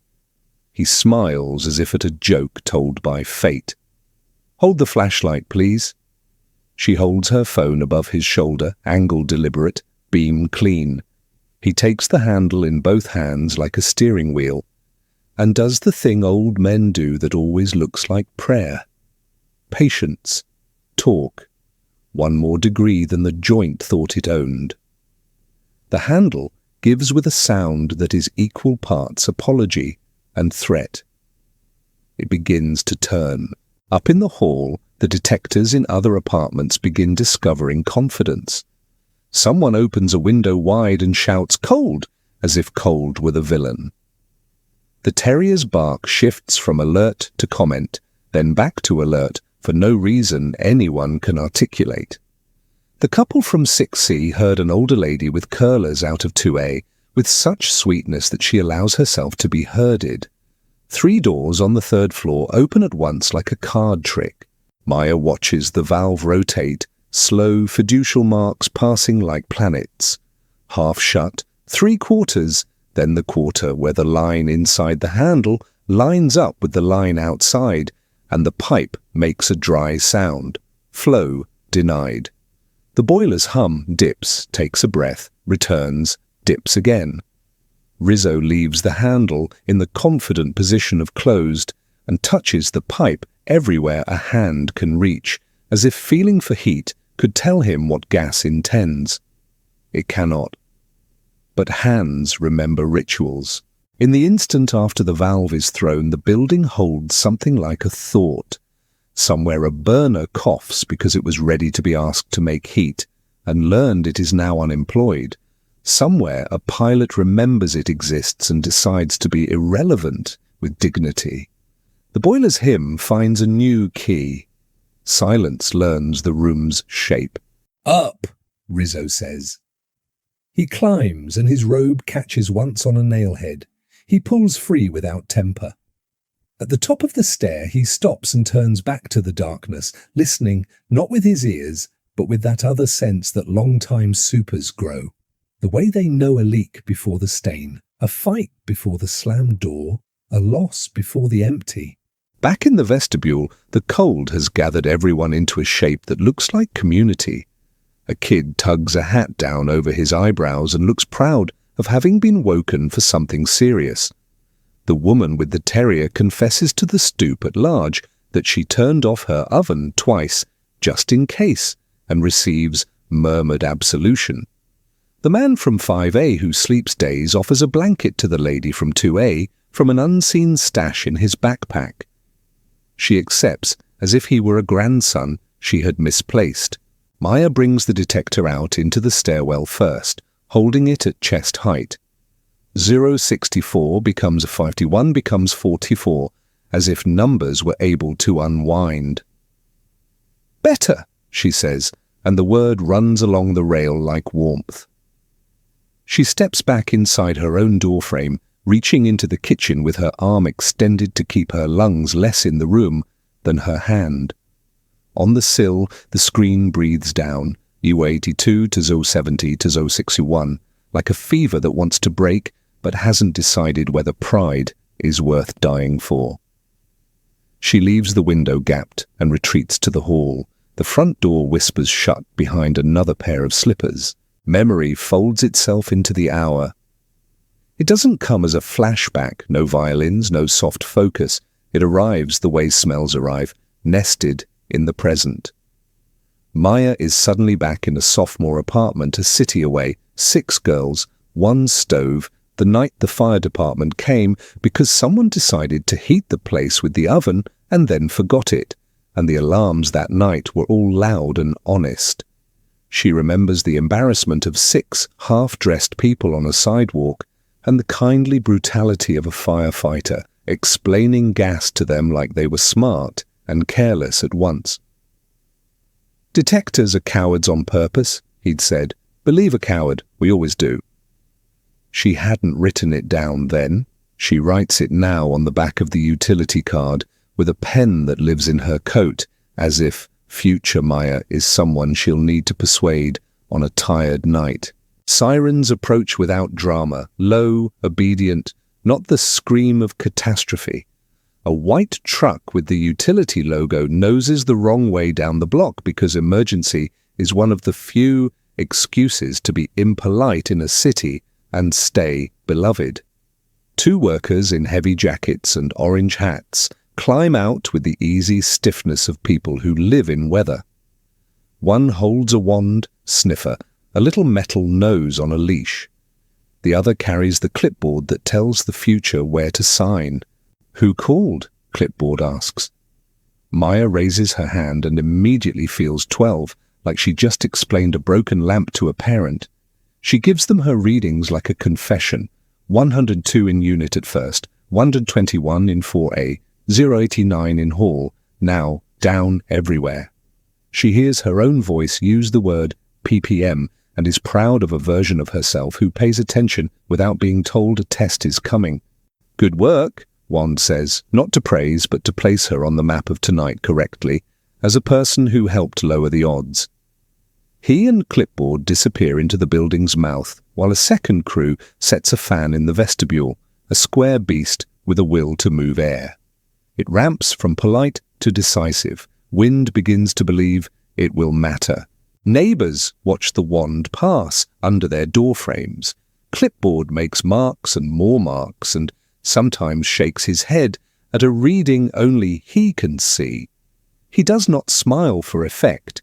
He is deeply content in the way of tradespeople whose craft is saving strangers from ordinary endings. When he emerges, he says union and hairline and risers, a little sermon in copper and thread sealant. He says lucky once, not as magic, but as math. Rizzo listens as if the building is the one being scolded, and he must be neutral and kind in response. "We shut the main," he says. "Good," Wand says. "We'll pressure test, replace the bad, vent, then you can bring her back in stages." He looks at Maya in a way that is not flirtation and not familial, but has something of both. "You keep that on your fridge, yeah?" "He means the detector." She nods. He nods back, pleased that a sentence found a correct place to land. Neighbors disperse and regather in clusters like chess pieces that forgot their rules. Someone has coffee, the man from 5A again, apparently a walking pantry. The woman with the terrier has treats and the dog is too rattled to refuse them politely, so he takes them with theatrical suspicion. A child asks if they are having a sleepover outside, and a mother, undercaffeinated and heroic, says, kind of, and makes a game of counting cars. Maya stands with her back to the cool stone of the stoop pillar and lets the air recalibrate her blood. The headache that was a shadow leans away. She watches her screen at intervals the way you watch a pot you claim not to be watching. 039 at the doorway, 024 in the stairwell mouth. Eventually, 0012 like a number trying to remember zero's shape. First floor good, Wand calls. Second improving. Third holding. Give it a minute. He talks to clipboard in a shorthand that would sound like music if they weren't in the business of stopping tragedies from getting their reputations. Rizzo sits on the top step with a dignity that refuses the word old.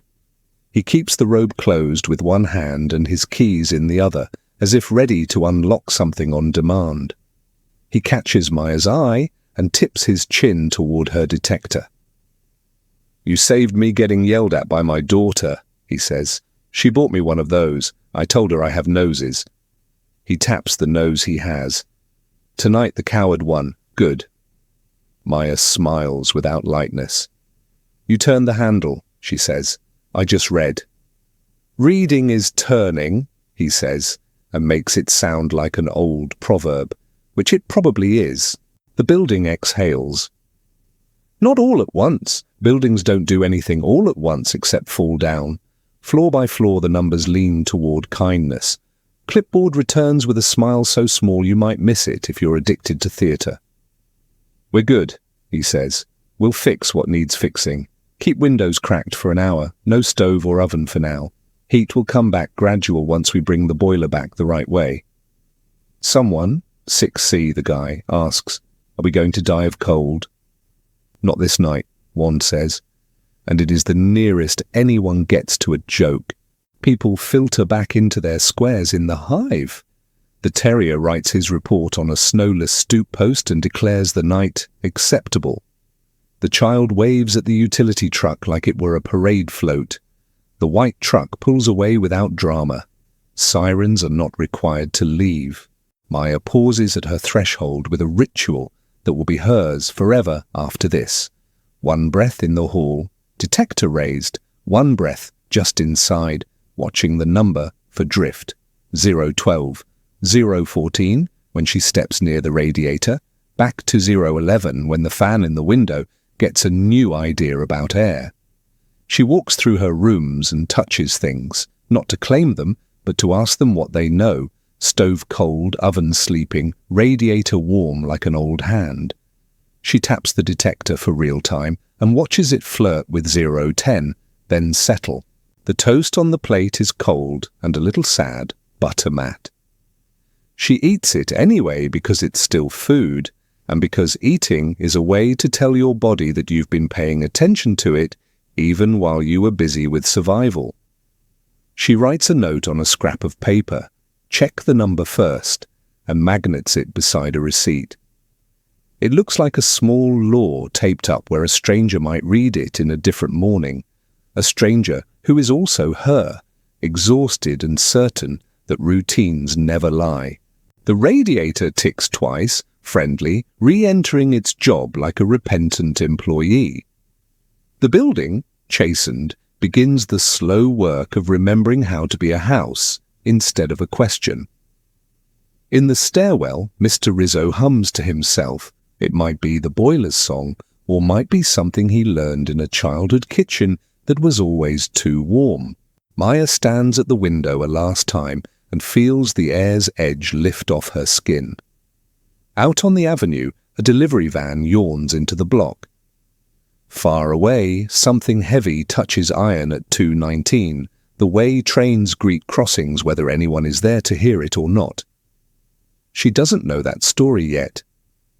She only knows the math of this one, numbers that refused to blink, a handle that remembered how to move, neighbors who learned that quiet fear counts better than loud panic, She kills the fan, leaves the window a thumb wide and sets the detector back on the sill like a little saint on a shelf. The green light blinks its indifferent once-a-minute benediction.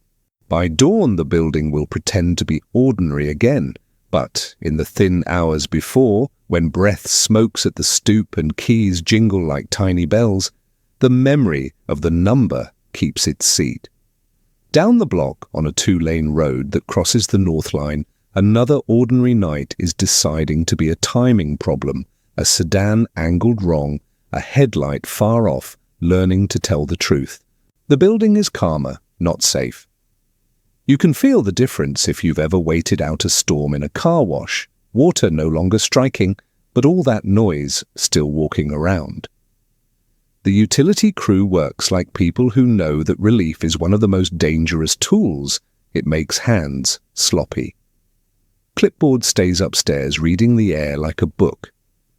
Wand and his partner, a woman with a braid tucked into her collar, take the basement with the patience of divers. Rizzo refuses to be furniture. He stands at the vestibule, robe cinched, keys looped over one finger. He keeps offering information to the air, dates when valves were last replaced, the time the pilot blew out during a windstorm in 17, which riser feeds the D-line, bits of biography for an old machine. The crew nods, not to humour him, but to file it. This kind of work is built on human footnotes. Maya hovers at the hinge between inside and out, front door propped, her detector set at stomach height, thumb on the mode button like it could feel steadier if her skin helped anchor it. The number has been unspooling, 044 to 3D1 to 026. It stalls there, stubborn, as if the building wants to keep one token of the night for itself. The woman with the braid comes up the basement steps with her own meter and a face that says she dislikes surprises professionally. "We've got a pocket," she tells Clipboard. "South wall, low. Numbers sit higher than the room deserves." "Airing only?" Clipboard asks. "Airing for now," she says. "Let's not put the boiler back on its feet until that pocket stops pretending physics is optional." Rizzo leans in. "Sump pit?" he says. Braid nods. "Could be. Lid's cracked. Might have captured a little bit of what we shut off." "I'll tape it for tonight," Rizzo says, already turning toward the stairs. "Wait," Braid says, level, palms out. "We'll do that. Fresh eyes, fresh lungs." "I have lungs," Rizzo says, not offended, merely factual. "They have opinions." "Sir," Braid says, softening exactly 1 degree. "Tonight is not the night we vote." Rizzo hesitates. Pride is a hinge too. It sticks until it doesn't. He backs off a half step, but he still tilts toward the cellar door, like iron toward a magnet. Maya catches the tilt. She knows it in her own body, the way a baker wants to reach into an oven bare-handed because a loaf looked wrong, and your brain believes your fingers won't burn if they arrive with intention. She glances at her screen. 026 holds. Steady is not the same as okay. She keeps the door open with her shoulder while the crew descends again. Braid with tape and a crescent wrench, Wand with his meter, the long nose leading him like a dowsing rod. Neighbours, sensing that the action is no longer headline-shaped, drift back into their apartments in controlled streams. The terrier, briefed, decides the stoop is boring and files himself and his person back into 2B. The couple from 6C offer the older lady from 2A an arm each and make a ceremony of the last 2 stairs to give her dignity something to do with itself. Clipboard checks his watch and taps in a note that is probably something like "Pocket persists." Delaying relight. It happens quietly, which is how almosts prefer to work. Maya feels it as a change in the hallway first. The air near her knee cools in a narrow band, as if the floor exhaled. Her detector blinks from door 6 to 34 with no ceremony. It hangs at door 34, thinking about itself. That is when she hears Rizzo's keys, 1 ring, a sound like a coin spun and caught. The sound is too close to the bottom of the stairs. She doesn't call his name. The stairwell swallows names and returns them as echoes that sound like panic. She says evenly, "Mr. Rizzo, hold up," and slips the door wider with her hip. She hears his robe brush the rough paint, the quiet, embarrassed sound of an older man realizing he has been seen doing something he told himself was nothing. "Just getting the tape," he says, which is probably true. The word "just" is the liar in the sentence. Braid, below, catches it too. "Sir, stop there, please." The voice comes from down left, direction of the sump pit and the south wall. "We've got it. I'll hand it up," Rizzo says, and his voice lands a step lower than it should. Not slurred, tilted. A vowel rounded as if the room were thicker to push through. Maya's display nickels up to 040, then 047. The numbers are low compared to the horror stories. They are high compared to an hour ago. More important, they're moving. Her body does the right math before her head argues. Motion without cause. She moves without theatre, 2 steps down, one hand on the rail, detector held out like a lantern. You trust more than your eyes. "I'm here," she says, because people come back toward voices. "Hand me whatever you've got." There is a shuffle, a soft curse, spoken into fabric, the sound of keys hitting a knee. Braid is faster than the air. "Back up, sir," she says. No sweetness now. All shop. "You're done for the night." Juan's voice cuts in from below, clipped. "Hotter by the pit." His boots knock twice on concrete. "Tape and lid, then we're out." "Copy," Braid says. And there is the small kissy noise gaffer's tape makes when you free its tail from itself. A rectangle of sound, a change in pressure. A meter's faint squeal, and then the sound that edits a night. A body's exhale, landing where a breath should have been drawn. Maya's mind wants to label it slip, because slips are innocent. Her ears file it under sag. She takes another step down and can see him now, Rizzo at the second-to-last tread, one hand still on the rail, like a man who's done nothing dramatic, knees bending as if to sit where no chair exists. He isn't gone, he's present the way a person is present in the half-second before they decide to faint. "Rizzo," Maya says, not loud, not theatrical, name like a hand on a collar. "Up." The word carries the part of her voice she uses for timers in the bakery, when the difference between good crust and too dark is 30 seconds of attention. He lifts his head a little too heavy, as if listening across a room. Braid drops the tape on the step, takes 2 stairs in one motion, and gets under his elbow with a competence that can be mistaken for tenderness. "I've got you," she says. "Eyes on me." Wand, still below, keeps working, because that is his part of the triage. Cover the hole so the room doesn't fill while the person gets out. The tape rips, firm. The lid claps down with authority. The meter chirps and then settles its pitch a notch lower, the way a kettle sighs when the heat dies. Maya steps back to make space for up.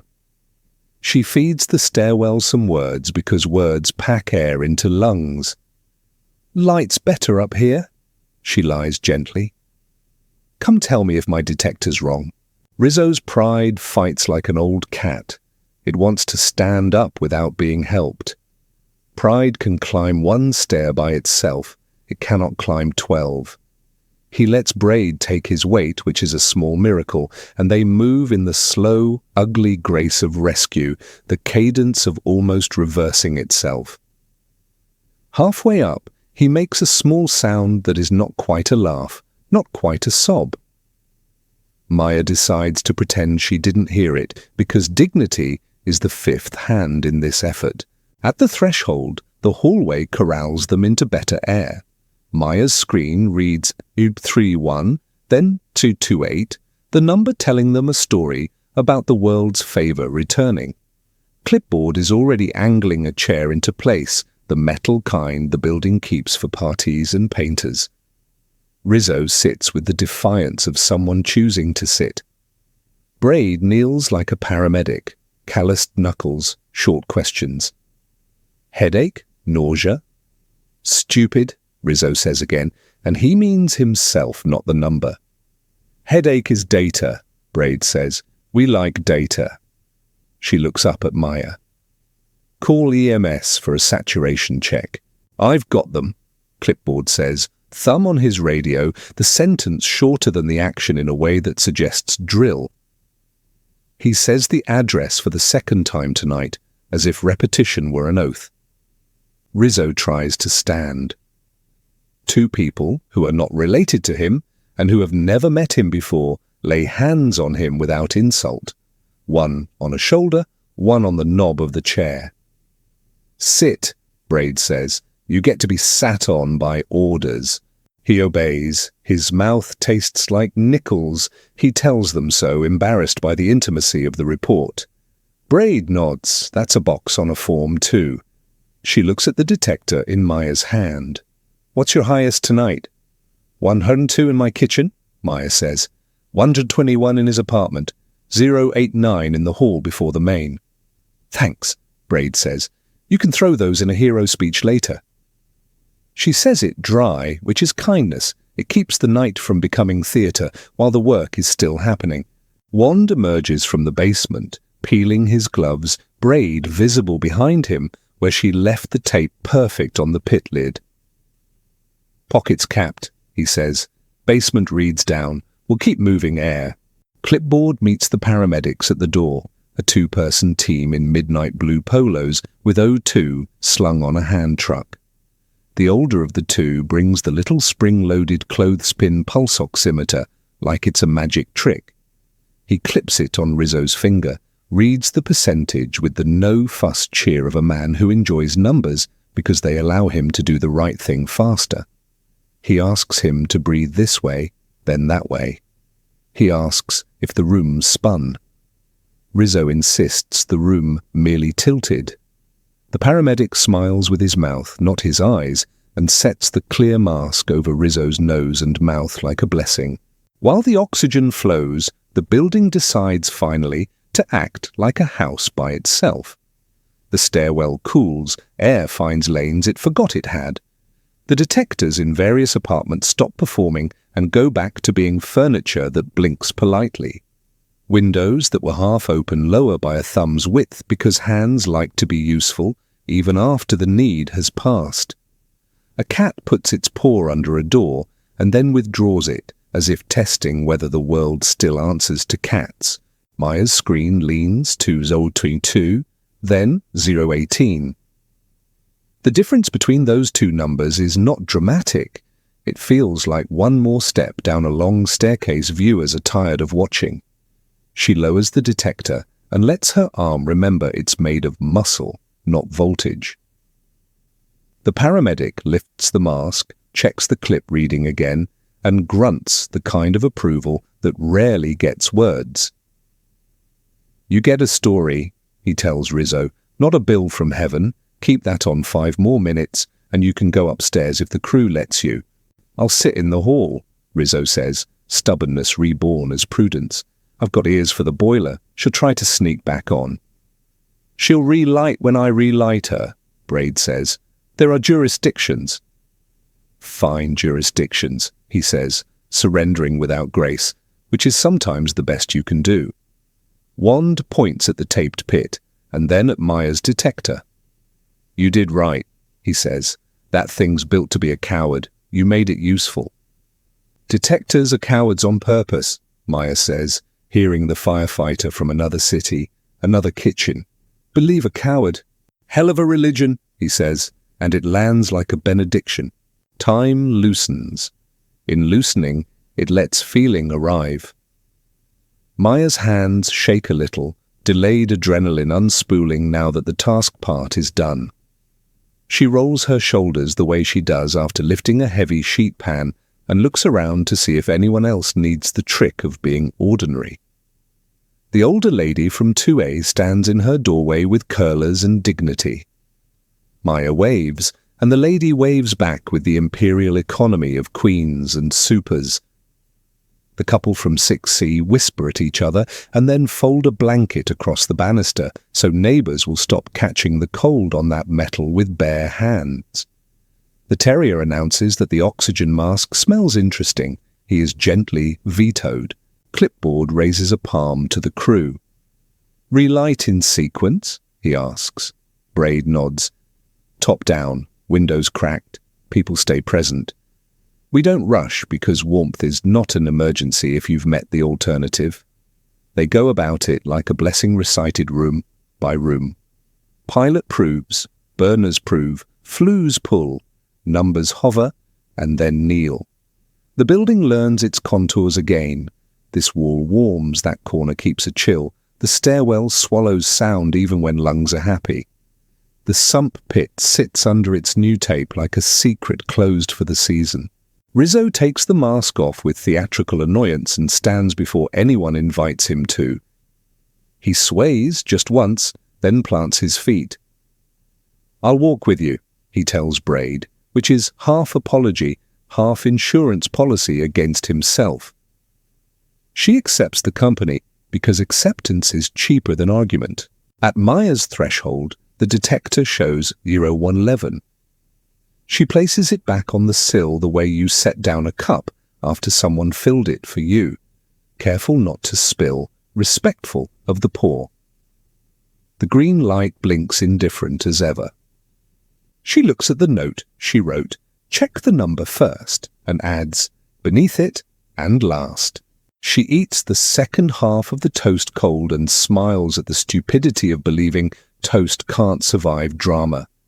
Behind the smile sits something steadier, a new law that isn't paper but will be.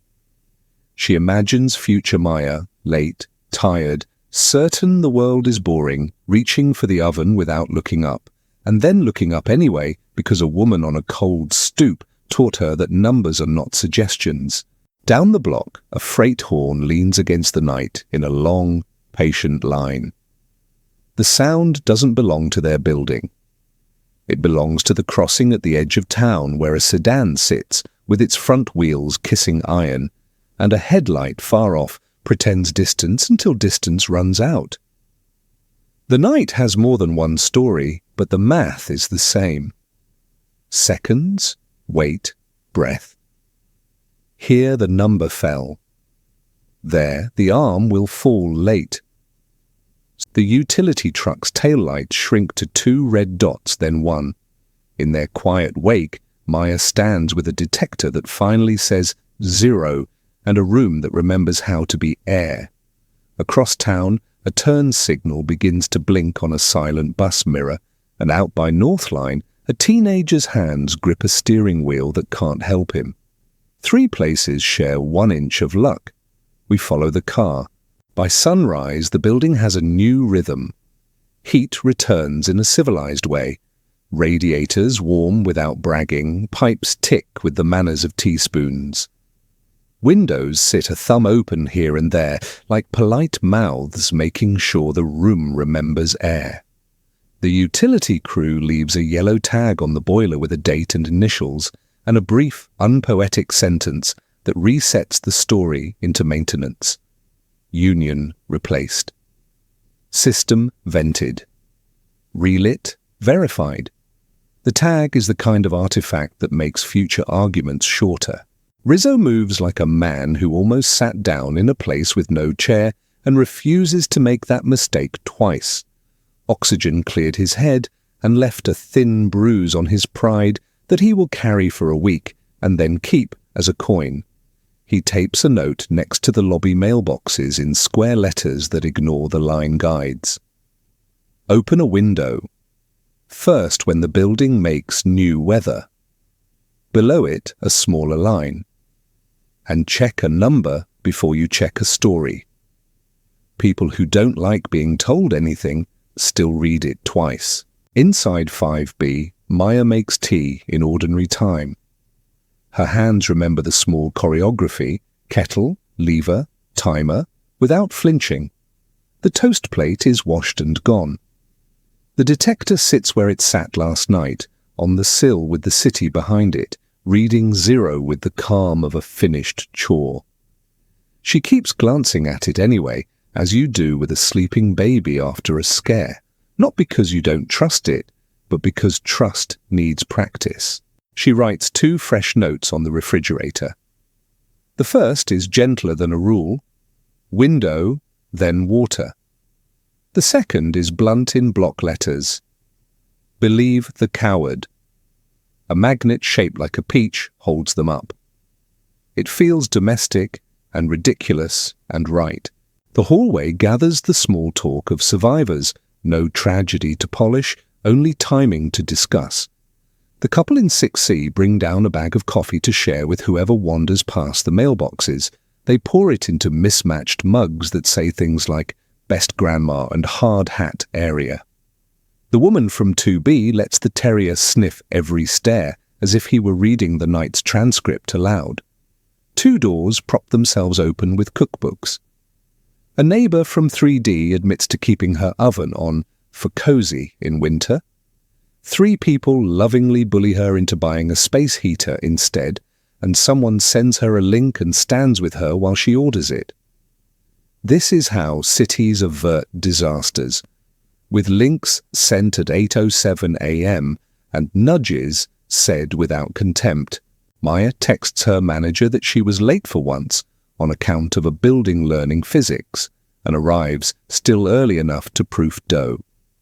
In the warm back room, she tells the condensed version, no heroics, just digits and a handle, and watches people's faces change in the way faces change when a near miss edits their week. The dishwasher says his cousin's detector saved a garage band once. The owner points to the exit sign and says, "We check those lights every Monday. Add detectors to the Monday list." A new list is a small law you put your shoulder behind. By afternoon, the utility crew's work lives mostly on paper. A work order closes with a cold little chime somewhere in a database. Clipboard's report becomes a row in Q4 incidents, resolved.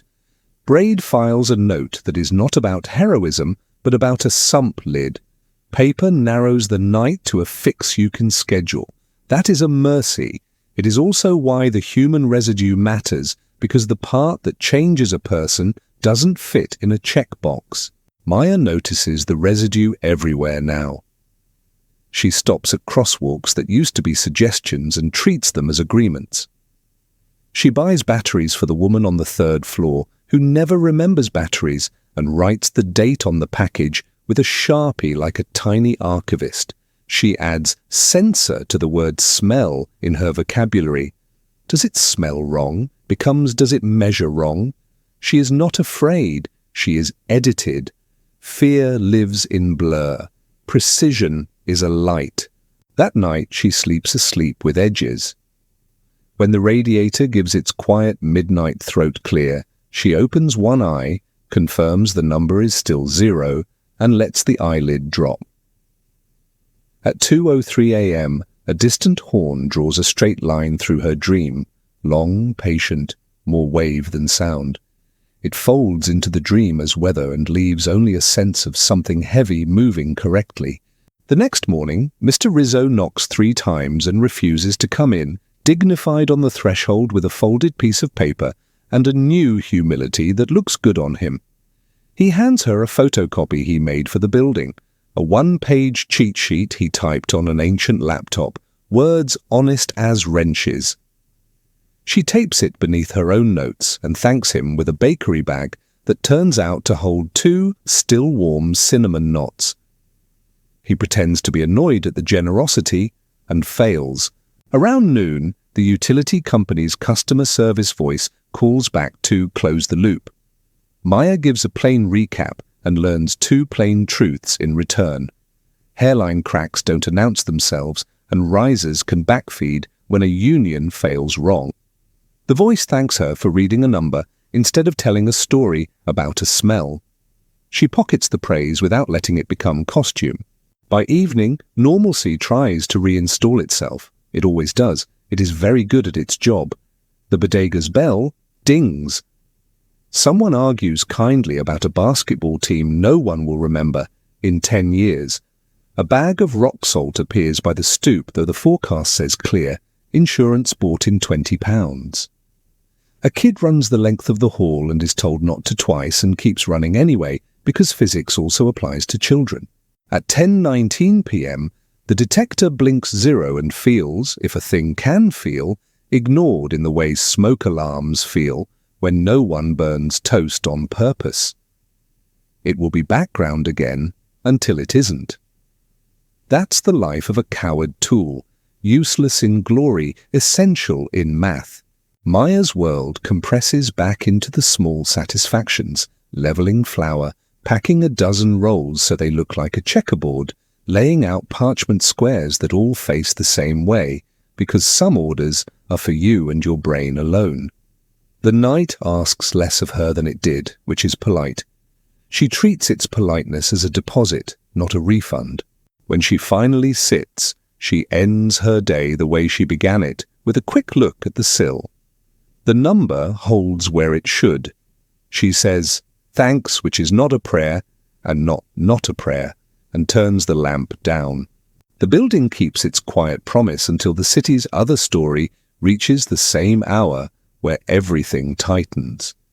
On the edge of town, where the 2-lane road crosses the Northline, a sedan's front wheels rest on iron, and language will become math in fewer heartbeats than a person can spend deciding. A bus mirror across the county blinks left without a stalk. 3 close calls breathe the same thin air. The stoop cools. The yellow tag in the boiler room flutters once and lies flat. Maya's detector blinks its 1 green minute and another, indifferent and faithful. Out by the tracks, a teenager wraps his fingers tighter around a steering wheel he can't lift and stares at a light that lies about distance. The crossing arms are late to remember their job. We leave the building where numbers held and step toward Northline Crossing at 02:19, where weight, timing, and 1 clean inch are all that's left to learn. Night on the county road is pared down to its basics: 2 lanes, a narrow crown, ditches that keep their own cold, and a crossing where the rails cut through like a rule that rarely has to prove itself. The signal masts stand with their square shoulders and red lenses. The bell is quiet, the arms are up. Far fields hold a thin crust of frost where last week's rain settled and made a memory. You can smell creosote if the wind is honest. It is. Evan Cho works the late delivery shift because it fits how his head runs at night. 1 task, then the next, with miles between to let the day sort itself. 28, careful hands, the kind of driver who taps the wheel with 2 fingers when he is doing math about time. The van is plain white, boxy, branded only by the ghost of a magnet sign long gone. He keeps a bright toe strap under the seat, not because he pulls anyone often, but because carrying readiness feels like paying respect. He bought it last week on a day that asked for extra caution for no particular reason. The strap still smells like new.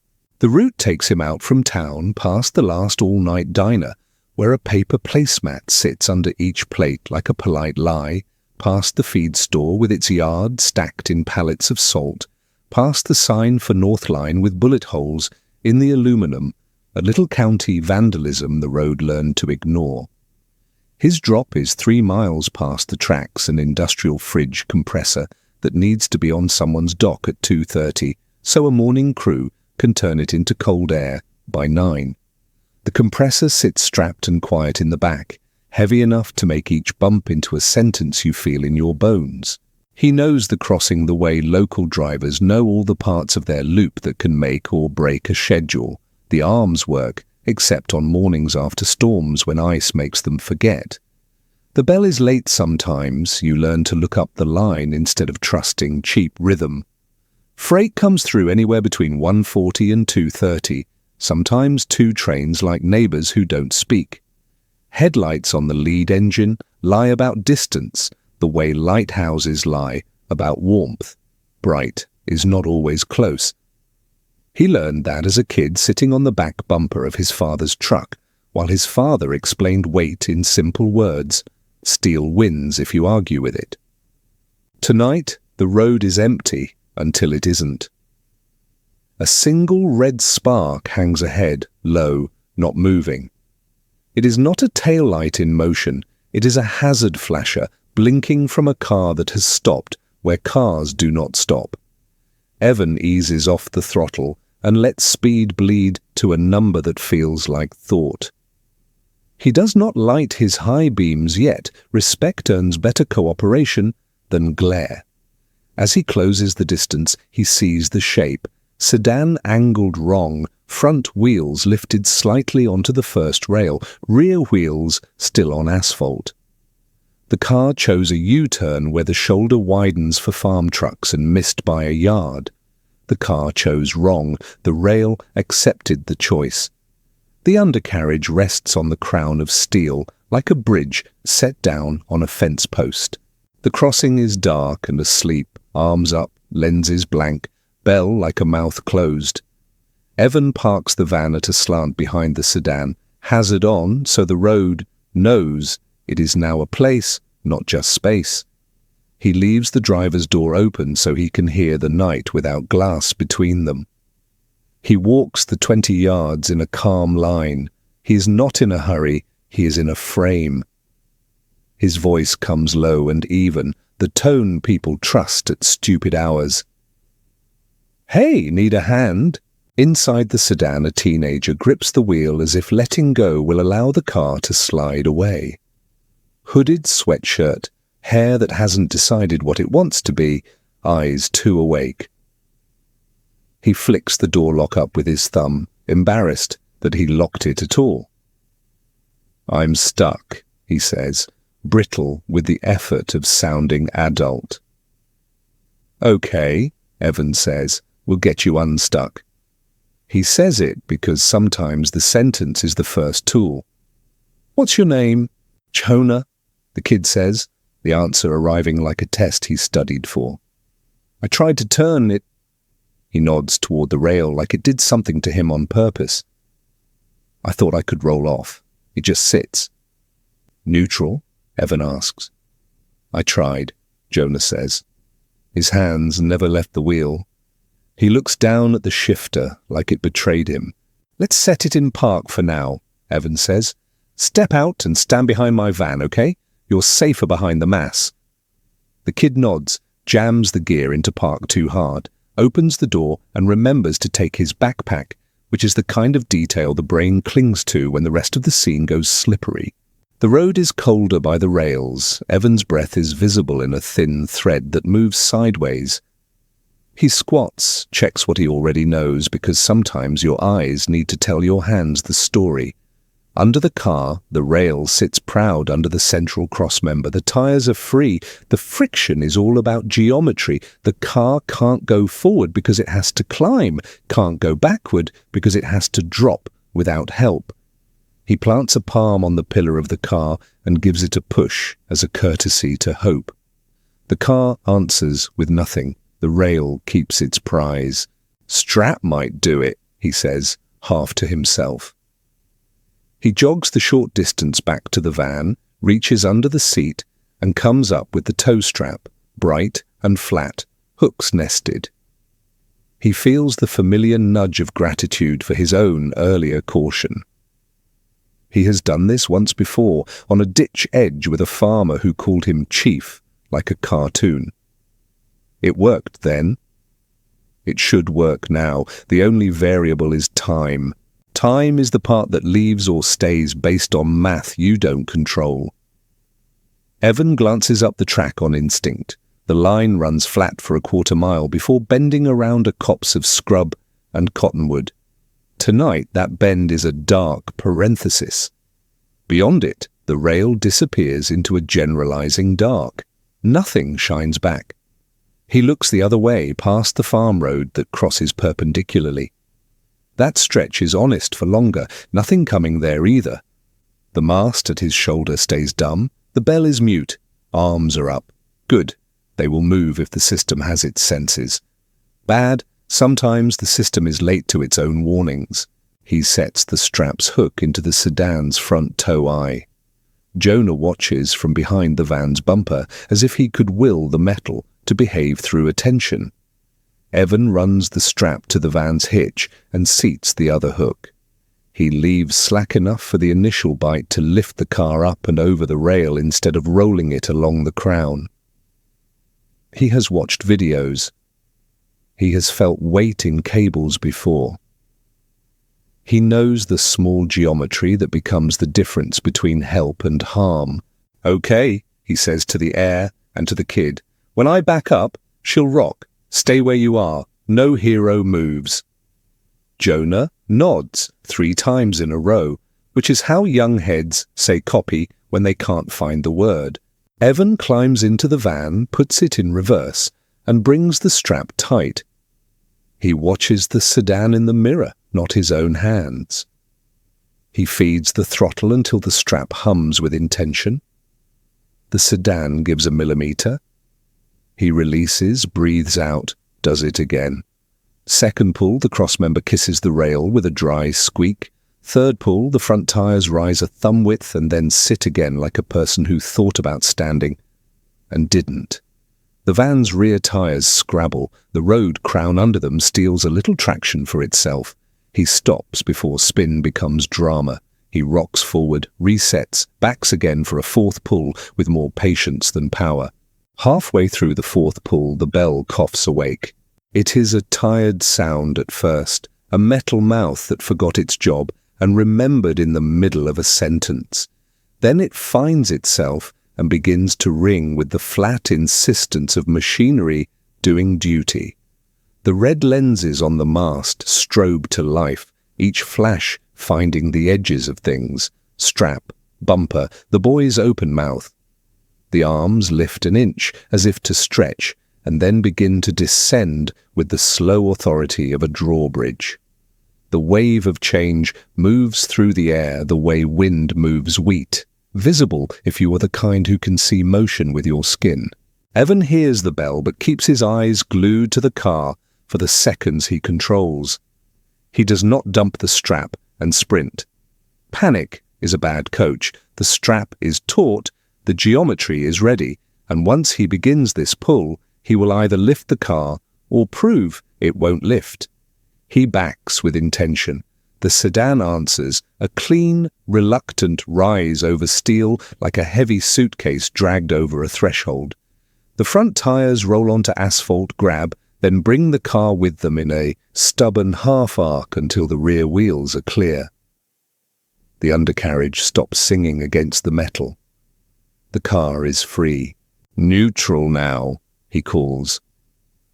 Jonah hears neutral like an instruction from a dream and puts the shifter where it belongs. Evan lets the strap slack and coasts the car backward with the van's weight, both of them clearing the crossing by 5 lazy feet. He drags the sedan's nose away from the rail, lets the strap drop slack to the ground, and throws the van in park in one motion that is all practicality. He jogs to the strap, unhooks it from the sedan first, then from the hitch, tossing the bright length into the van with a single practiced fling. The arms have reached halfway down. The bell now sounds like certainty. Then comes the part you always forget in the retelling. The pause. The bell is alive. The arms are falling. The car is clear. And still in that small gap, there is no train in sight, only the sound of rails beginning to hum in their deep iron way. Evan and Jonah stand in that pocket of seconds between warning and arrival. You can feel the night lean back, Evan says, not because they are in danger now, but because they were just in it, and bodies need ceremony to close a scene. He walks the kid the last 20 feet behind the van by a hand on the shoulder, not fatherly, not brotherly, just human. He turns Jonah to look at him, to check pupils for the glassiness of shock, to ask if he is whole. "You okay?" Jonah nods the way people nod when their brain is still working down a list and hasn't reached feelings yet. Yeah, I think so." Then the confession, small and honest. I thought I could make it in one motion. Me too once, Evan says. Twice, actually. Then I bought a strap. He lets a corner of his mouth lift at the simple comedy of preparedness, the way tools fix not only problems, but also pride. Call someone? My mum, Jonah says, and finds the phone in his pocket like it had been hiding there to be useful only if he survived. He looks toward the bend in the track. A light is there now, flat, white, distant-looking, because the eye believes what it wants. The rails hum louder. The knight chooses a key and holds it. The headlight gathers a halo and then a face. The arms finish falling, one to the left lane, one to the right, and settle their weight on their stops. The mast's red lights strobe steady. The bell settles into its proper rhythm.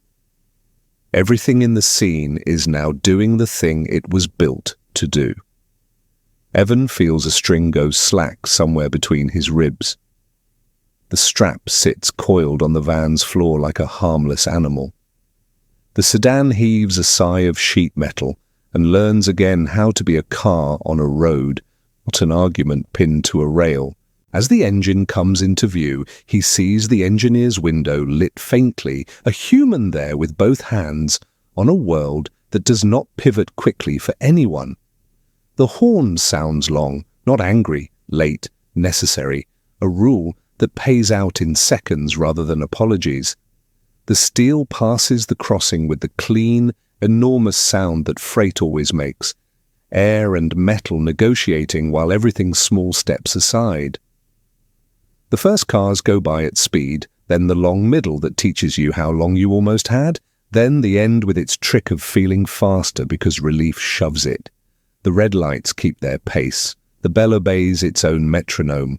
In the after of that, the night, sounds become audible again, one by one. Insects with their winter lullaby, a barn roof pinging as it cools, the whispery noise of fields accepting cold. Jonah makes a sound he will never make again, halfway between a laugh and a thank you, and a frightened animal remembering it has a body. He says nothing articulate because there's nothing to add. Evan claps him once on the shoulder, not hard. The van ticks as its engine fans cool. The tow strap is already a past tense victory, sitting on rubber matting. Two things, Evan says, the teacher in him small and unpretending. Don't turn on rails, ever. And if you get stuck, you get out of the car and stand behind something heavier than you. Let the heavy take the hit. Jonah nods. He is ready to agree to anything the world asks so long as the world leaves him some after this. He dials his mother. A voice answers, sleep thick, then sharpens, then floods the air between the towers with questions. He says, "I'm okay too many times," which is how you say, "You almost weren't." The arms rise, the bell stops, the red lenses go dark and polite. The crossing returns to what it was, painted lines, a rule, a place that sometimes forgets to remind. Evan lifts the strap again, tucks it back under the seat the way a person tucks a book back on a shelf with respect. He checks the sedan's front lip for damage. Cosmetic. He checks the van's hitch. Fine. He steps back and gives the scene one last glance, the way people check stoves twice after learning a new rule. He will drive on to the dock and drop the compressor on time because the world didn't actually stop, it only leaned. He will carry the hum of the bell with him for a few miles. He will tell no one a hero story. He will say strap and rail and geometry and lucky in a tone that makes listeners feel like the night belongs to careful people. Behind him, the crossing sits with its patient hardware. Ahead of him, the route marker shines green. The clock on the dash clicks to 2:19 a.m., as if to stamp a receipt on the moment for whatever part of him does the filing. The rails finish speaking and fall quiet the way a crowd does when the speaker steps off the stage, noise thinning, space returning, the night relearning its shape, Arms rise. The bell quits. The red lenses go blank. The crossing becomes a road again, as if nothing had ever happened there. Evan feels the slack come into his chest and hates it on sight. Slack is when people press luck. He coils the strap and tucks it back under the seat, then leaves the van door open and listens with his face, not his ears. The lines up track are black and polite. Down track is even darker, a straight shot past a field cut low and a drainage ditch that keeps secrets.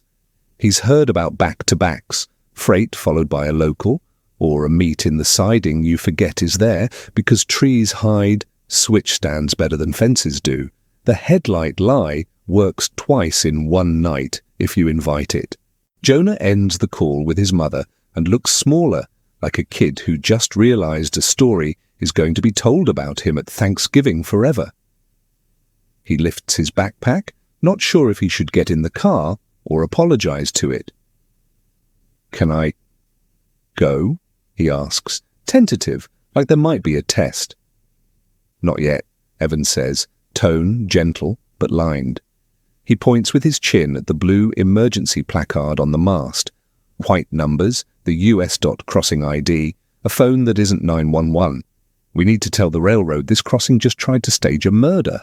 He jogs to the cabinet, the dull grey box that looks like furniture for a giant's kitchen, and opens the little red phone behind the hatch. It's live, the way hospital phones are live. A click, then a woman's voice without preamble. "Railroad Police Dispatch." "Vehicle stuck. Now cleared," he says, giving the ID, milepost, county, like he's reading off a label. "Arms came down late. Freight just cleared westbound at 2:19. We're off the rail by a car length." "Any damage?" she asks. He glances, crossbuck straight, gate arms unscarred, his straps scuffed, not torn. "Negative. Driver okay? Teenage?" "Copy. Stand by," she says, quick fingers audible against keys. Then, "Be advised. Second movement eastbound. Approach signal lit at Northline. Keep clear of the foul." She doesn't raise her voice. She doesn't need to. "Copy second movement," he says, and the words re-tighten the night. He turns toward Jonah, who has already put a hand on the sedan's door like a dog testing a fence, and says, "Don't start it. Back up behind my van and stay put." "Another one?" Jonah's face runs the arithmetic late. "Sometimes they come like buses," Evan says. "The oddity isn't the second train. It's the small human gravity that pulls against the warning. Headlights appear at the top of the grade, road lights, not rail. A pickup crests, sees the clear crossing, and reads it as invitation. The driver is a man in a cap, knuckles at noon on the wheel, the kind of local who speaks in shortcuts. He taps brakes when he spots the hazard flashes, then aims for the center stripe like slaloming will solve physics. Evan steps into the lane and lifts a palm. He doesn't shout.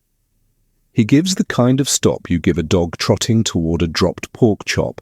Quiet, authoritative, no anger baked in. "Hold," he says when the window comes down. "Another train." The man squints past him at the dark track. "Arms up," he says, as if the statement is law. "Dispatch says eastbound on approach," Evan answers and nods to the placard. These things lie when they're late. The pickup idles a beat. Pride weighs itself against embarrassment. The driver huffs, not quite a laugh and not quite surrender. "All right," he says, and pulls up behind the van, hazard on, his turn signal ticking a private metronome in the cab. He leaves a sensible gap like a man who has lost and won arguments with mass before. The crossing is quiet in a way that makes you think you invented warnings. No bell, no arm movement. Jonah shifts from one foot to another, the jitter of adrenaline working out of his legs. "You really heard it?" he asks. "Sometimes you feel it in your teeth first," Evan says, "then your feet. They feel it in the soles, small at first, like insects tapping the road from beneath. Then the rail starts its iron violin, low and building, a hum that finds the bolts and sings through them. The mast's lenses flicker once and recover. The bell coughs awake again, less guilty this time, and begins its flat insistence. Arms fall with the gravity they were built for. "See?" Evan says to the pickup driver without looking over. The man lifts 2 fingers off his wheel in a small salute. Nobody grandstands. It's too late at night for that. From the east, a light blooms, a lower engine, shorter consist, the local that moves with purpose because work waits at the siding. It arrives faster than your fear wants to admit. Then suddenly it is simply there, occupying the crossing, the bulk of it, rewriting the space like a hand over a page. The horn sounds 1 measured long, a quarter short. Textbook, correct, indifferent to personality. Steel wind shoves hat brims and rattles the aluminum sign with the bullet holes. Jonah's face changes from pale to a kind of angry, pink embarrassment reserved for near disasters that had an audience. He leans on the van's bumper because his knees have an opinion. "If you hadn't," he starts and stops because the sentence refuses to say the wrong tense out loud. "If you hadn't, someone else would have," Evan says, which might be true and might be mercy. Next time you do it for someone, you'll say the same thing. The local clears. This time, the arms stay down longer. Someone somewhere letting a timer count extra beats because the first act made the second act nervous. When they rise, the night returns again to empty road, to insect sound, to breath. Something small nags. Evan looks down track and sees nothing wrong until he looks at the pavement and notices a new pattern. 2 damp curves where the sedan's rear tires spun earlier, black arcs laid over white paint. They arc across the lane and stop in the gravel throat of the shoulder. He follows with a glance and finds the place where the crown of the road humps just slightly right of center. Subtle enough to miss in daylight, bad enough to trap a low car turned at the wrong angle. He files it as a fact. Geometry made this, not luck, alone. He walks to the mast again and uses the red phone to add what feels like extra homework. "Advise road crew," he says to the dispatcher. "Crown at Northline Crossing high on south side. We just had a hang-up mid-U. Paint's inviting the wrong turn." He expects a shrug. He gets a crisp "logged" and the sound of a person already adding a line to a work order. People farther down the map will decide whether to grind the hump, repaint the arrows, or let the county pretend paint solves shape. But the sentence is in the file now. Paper is how you make a night matter after the adrenaline is gone. A new set of headlights swims up the grade, the teenage kind again, but older, a compact with a dented fender. It slows without being told and stops behind the pickup. The passenger leans out, phones up, almost laughing. "Yo, that your car?" he calls to Jonah, like this is a party, and the host has arrived. "You good?" Jonah nods with a grave dignity he didn't have 20 minutes ago. "Yeah," he says. "Don't turn on rails." "Bet," the kid says, and for once, that word lands exactly correctly. He pulls around when the arm is fully vertical, cautious now, chastened by the air itself. Jonah's mother appears 7 minutes later in a robe under a coat, the hood up sloppy, slippers shoved into boots. She parks crosswise on the shoulder in a way that would mortify her at noon, and is perfect at 2:28 a.m. She doesn't cry or scold first. She counts her son with her hands, one on each shoulder, the integers of him tallied and stored. She thanks Evan with a look that belongs in dictionaries, then fails to make a sentence because the grammar for my kid almost died, and didn't is broken on purpose in all languages. "Get him home," Evan says, and lifts the strap again in a little show and tell because props help people believe. "He did the right thing after the wrong thing." She nods. Jonah stares at the rail, the metal that held him, and then let him go. There's a familiarity in him now, a private treaty with a hazard. It's not wisdom yet. It will be if he survives his 20s. The pickup rolls out with a short toot of thanks that's more neighbour than horn. The road returns to 2 lanes and the particular kind of late that happens only in places where the dark really has a job.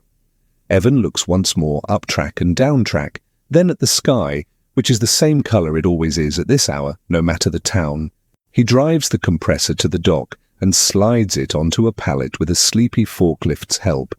He signs a form and uses the pen to steady his hand more than to write. On the way back, he takes the long way, past the crossing again, not because he is drawn to drama, but because people check on places that almost took something from them. The bell is silent. The arms are up. The blue placard waits like a prayer written by an engineer. Before he turns off, he steps out and presses a boot into the shoulder where the road humps. The gravel holds his tread, then lets it go. He can hear, faint as a memory, the second train's tail disappearing into the county. He stands for one extra breath, not for ritual, though it looks like one, but for balance. Nights like this tilt a person. You stand until the floor feels level again. Back in the van, the tow strap rides under the seat like a sleeping animal. He thinks of the bus mirror in a far lot, of a copper-haired custodian with a wheel that sings like ice in a glass, of a kettle arguing with a quiet kitchen while a number refuses to behave.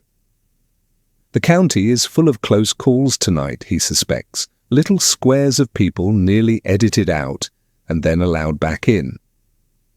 He taps the wheel twice, a small thanks to no one in particular, and points the headlights toward his next stop. The road empties the way a stage does after a small play, props in place, air settling, audience dismissed. Jonah and his mother sit in the sedan with the interior light on, both hands visible on the steering wheel like a photograph that wants to prove something to the future. Evan idles the van near the mast, window down, listening to the rails because that's what you do. After a night teaches you where sound comes from. He should go. The dock stamp on the delivery slip says 2:30 and the compressor is already off his hands, but he doesn't go. The county is big in the dark. You check the place that almost kept a piece of you. Wind licks the sign with the bullet holes. A dog barks once in a far yard and thinks better of it. From the east, the locals' tail noise dissolves into plain night. The crossing sits in that smug, quiet electronics get when they've just done their job in front of witnesses. Arms up, lenses dark, bell mouth closed. Evan phones the railroad dispatch again, not to bother, just to complete the shape of his caution. Northline clear, he says. Second movement passed. Vehicle recovered. 2 motorists still on scene.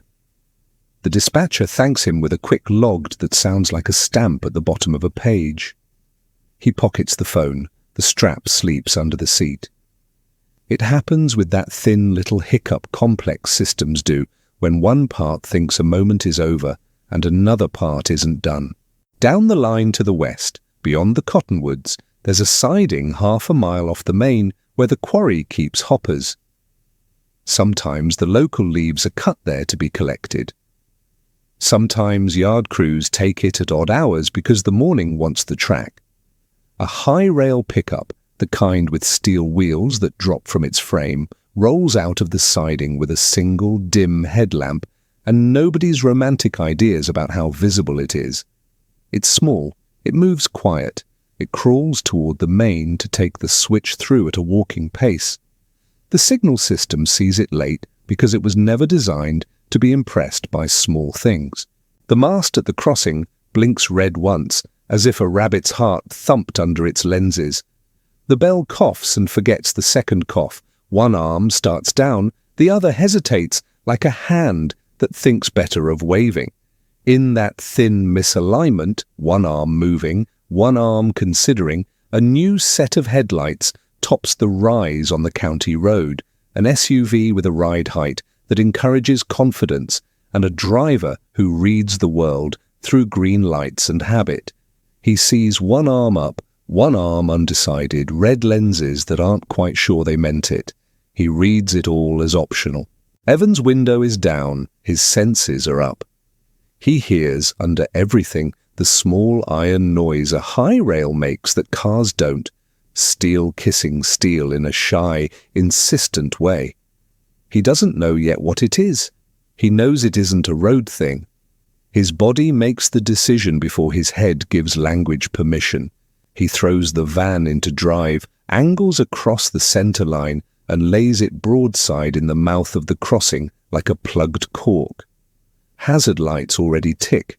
Now they mean something. He hits the horn once, a long, low line meant to say stop without asking for pride. The SUV checks up hard, 2 car lengths shy of the bumper, ABS talking its own quick language. The driver's face goes through the human cycle, offended, confused, then embarrassed, fast. He rolls the window and begins a sentence that would be a fight in daylight. Evan gives him a palm, flat. "Arm's late," he says, and nods at the mast just as the hesitant gate decides to commit, and drops. The SUV driver looks from one arm to the other, does lifespan math, and surrenders his indignation with a helpless little grin. "All right, boss," he says. "You win." Jonah's mother has been trying to reverse the sedan out of the gravel throat without clipping the post. Her back tires spin once on round rock, then catch. She inches back to the safety of behind the van. Jonah's knuckles go white on the seatbelt strap like he's holding pressure against an arterial bleed no one can see. The bell fully wakes up. Both arms are down now, late but loyal. And out of the west the small light shows itself, a high-rail pickup easing down the main at the switch, work crew inside, yellow strobes on its roof now blinking with belated modesty. It is not fast. It is not heavy in the way freight is heavy. It is enough to cut a person in half if a person happens to be where stupid puts them. The oddity is an inch, again. The high rail rolls to the crossing slower than a bicycle, brakes squealing thin. Evan could have moved the van, he doesn't. The gate's pad comes to rest on his roof with an apologetic rubber kiss. The arm bends slightly, confused at encountering a thing that won't obey. The high rail noses up to the line, stops dead, because the operator, a woman with a braid under a hard hat, has opinionated eyes and a license she likes to keep. She raises both palms in a what-the-hell gesture that is more communication than insult. Evan points at the SUV, then at the gate that paused, then gives her the shrug that says, "Electronics lie like anyone, and we're all still here." She nods once, understanding the sentence. She keys a radio, says something clipped, and the high rail settles, idling its little diesel with the patience of machines that have nothing to prove. For 10 seconds the county holds an awkward tableau, a van perpendicular to the world with a gate resting on it like a heavy hand, an SUV idling behind it, now comically meek, a teenager and his mother breathing slow on purpose, a railroad truck on the rail with a woman at the wheel, keeping the law because the law keeps her alive. The bell rings its dumb heartbeat through all of it, steady as a kitchen timer, then everything releases. The mast decides its timer has been appeased and lifts the arms. The pad peels off the van roof with a sigh. Evan backs out, realigns, parks where a person is supposed to. The SUV ghosts past with a grateful 2 fingers off the wheel wave that feels like a small treaty. The high rail creeps through the crossing at a crawl, operator looking both ways like a kindergarten teacher walking a rope of children. She gives Evan a very slight salute, 2 fingers off the brim of her hat, thanks translated into a motion you almost miss. He lifts 2 fingers back, same language, same economy. He should leave now. He doesn't still. Caution has a half-life. He walks once more to the dull grey cabinet, opens the red phone, and says to the same unflappable dispatch voice, "Northline, 3rd movement, a high rail, One arm lagged. I blocked the road. No contact. No damage. Might want to look at the gate logic. The dispatcher says logged again, and a second later adds almost human. Appreciate you. Jonah comes to stand beside him, not behind him now. Did the arm hit your car? He asks, half worried, half weirdly impressed. Roof bar, Evan says. He runs his palm over the metal where the rubber kissed it. It's fine. Cheaper than funerals? Jonah nods in a way that has age in it. He looks at the blue placard like a kid looks at a saint card he doesn't believe in yet, but wants in his pocket. I'm going to put that number in my phone, he says. Good habit, Evan says. He doesn't add the lecture that's burning a line in his mouth. The night already delivered it better. The high rail clears. The gate logic thinks for a few indulgent seconds and lifts both arms clean. The bell shuts up. The red lenses go back to being red eyes that don't see anything. The rails go quiet in that deep way only iron knows. The world returns to what it pretends it always was. A road with paint, a rule with no feelings. Jonah's mother finally exhales a laugh that has water in it. Home, she says, to the boy and to herself, and sounds like a promise. She thanks Evan properly, this time with words that don't quite stick together, which is what gratitude looks like when it's still scared. He waves it away gently. People who do the right thing late don't need an audience. They need a bed and a morning where the coffee tastes like reprieve. They roll out. The SUV goes more slowly now. The high rail trundles toward its work like a beetle hauling something luminous under its shell. Evan sits in his van and leaves the engine off for a minute. He listens to the crossing remember its manners. What remains is the human residue, a bright strap under a seat, a dentless roof that held a rubber pad like a hand for a second, a phone with a number in it that a teenager will keep longer than he keeps some friends, a dispatch log with a line in it that says gate lag, investigate, which will lead, next week or next year, to a tech with a meter cursing in the cold and fixing a relay that aged in a way no one monitored. None of that is heroic. All of it is why nights end with everyone still owning their names. Evan finally turns the key. The van wakes with that tired little cough. All vans cough at this hour. He signals, out of habit, out of respect, and pulls away from Northline. In the mirror, the mast grows small and then is gone behind a low fold in the road. He carries the bell's echo for a mile and then lets it go. The strap shifts a little under his seat and finds a new angle to rest in. 3 miles on, he passes a lit bus terrace, some other man ending straight, hanging a key while a hook watches, wedges biting rubber in the quiet. He can't see the details from the road. He can feel them, the way you feel a city's tide from a hill. Far across town, in a brick walk-up on a warmer floor than it should be, a little screen blinks 0 with all the drama of a heartbeat that refused to change its mind. The county is stitched together by small alarms and inches, saved. At a red light on the way back, he rolls his shoulders, easing something out. The signal turns green, an instruction and a benediction.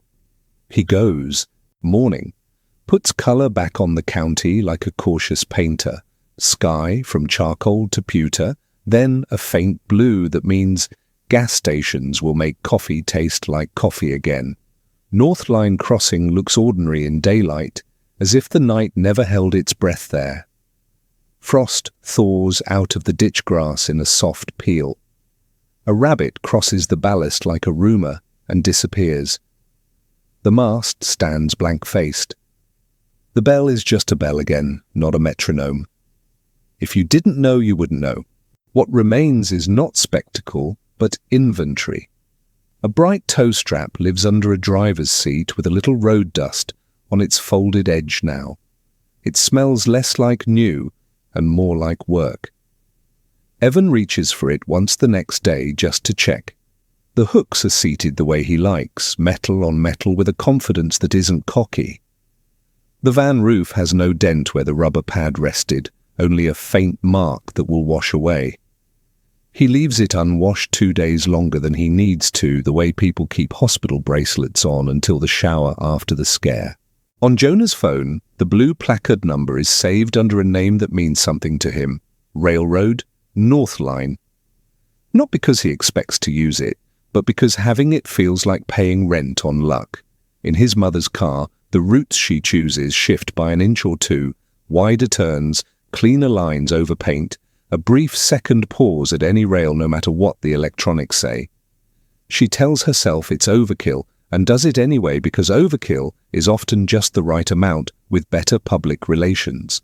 A line lands in a railroad dispatch log: North Line, gate lag during high rail movement. Investigate control logic, task timer. A tech 2 towns over will hate the timing of that work order and then love the fix once his hands are on it. He'll swap a relay that measured time 100,000 times and got one count wrong, long enough to bite at a life. The old relay will rattle in a truck bin for a week before it finds the trash. No one will give a speech over it. They'll eat donuts and keep a system honest. The pickup driver who almost pressed luck tells the story at his lunch counter later, how a van parked sideways at a crossing and he called the driver boss because that was easier than saying thanks with all his teeth showing. He embellishes less than most men. He adds the detail about one arm dropping before the other because it's the kind of oddity that makes a listener lean in. That night he lifts his foot a hair at the blinking hand downtown instead of squeezing through, not because of the ticket he might get, but because he has a fresh respect for late electronics. Out at the quarry siding, the woman in the high rail writes a simple line in her own crew book: North Line, road vehicle blocked crossing appropriately, gate hesitation noted, reported. She'll bring it up at the tailgate meeting, not to scold, just to remind that small machines deserve big respect and that eyes outrank timers when timers blink funny. She'll make a joke about van roofs being softer than steel, and nobody will laugh big, but the joke will stick around, a short rope to pull memory back with when it's cold and 3 a.m. again. Evan sleeps fine. When the bell rings in his head that first morning, phantom, faint, he lets it finish its little echo and then gets up. At his kitchen table, he writes 3 lines on an index card, not for ceremony, but because the mind files better when paper is involved. Don't turn on rails. Let heavy take the hit. Treat quiet crossings like they're clearing their throat. He tucks the card behind his registration in the glove box. He isn't superstitious. He is exacting. Fear likes blur. He prefers edges. He notices small slopes now, the way people who've skidded notice black ice where others see only road. At a low spot on County 12, where rain makes an oil sheen look like a blessing, he clicks his turn signal early because courtesy is a tool too.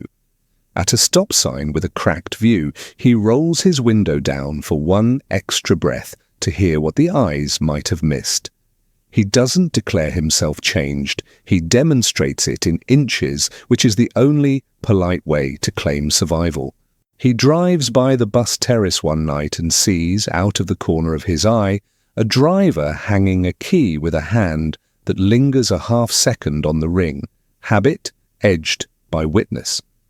He can't know about the mirror arrow that once blinked without a stalk, or the wedge that decided to be found. He can feel the posture of a person who learned something the quiet way. Across town, a woman in 5B looks at a number on a little screen and says, thanks to it under her breath like it's a saint. None of them share a room, but the county hums with their edits. When people ask later, if they do, what happened out at Northline, Evan tells it like a timing story. He uses the honest nouns rail, strap, bell, arm, high rail. He doesn't say hero and he doesn't say miracle. He says inch. He holds his fingers apart and shows the gap the strap needed, to lift the crossmember over steel. He shows how much road crown can make a trap. He says late about the first bell, late about the lagging arm, and he says it as a caution, not a complaint. Systems age, humans are the grease in the hinge. Jonah, weeks later, will be the kid who tells a friend who starts a turn too near the track, "Don't," with just enough weight in his voice that the wheel straightens without a fight. He will start looking up from his phone at every crossing, an old-looking habit in a young face. When he borrows his mother's sedan on a foggy morning, he will reach up at the mast, read the blue numbers out loud once, for no reason, and put them back into the air like he's dialing a protective ring around the place. He won't know what he's doing. It will work anyway. The crossing itself keeps its hardware and its indifference. It will change the relay soon and maybe shave the crown and repaint the arrows wider so the suggestion is clearer. A month later, a crew will install a louder bell head because the spec changed after a different town's close call had a worse ending. Drivers will still be drivers, some will obey, some will try to outrun physics. The mast will blink red when asked, and sometimes a fraction late for reasons that don't fit into stories neatly. The world will keep asking humans to meet machines halfway. That's the residue, the way near misses write small laws in people who would never sit still for a manifesto. A bus key is hung while a hook is watching. A window opens before a kettle sings. A van parks broadside because a gate's hesitation can't have the last word. None of it is cinematic. All of it is how nights end with names intact. Close to dawn, with the compressor delivered and the county thinning into morning, Evan idles once more at Northline, not to haunt it, just to tell his nervous system the scene is quiet in daylight too. He rolls down his window. The rails are cold. The mast is bored. A meadowlark does its ridiculous solo on a fence post, like the universe hired a comedian for the early shift. He smiles at the stupid brightness of it. He taps the wheel twice, habit, thanks, both, and pulls away. The road folds behind him. The strap shifts under the seat and settles. In a brick walk-up, a little green light blinks, 0. On a terrace, a wedge bites rubber with the small authority of a tool used correctly. 3 close calls take their seats in the dark where kept inches stay. The room of the story exhales. Hang the key like it matters. Trust the number even when you want to argue.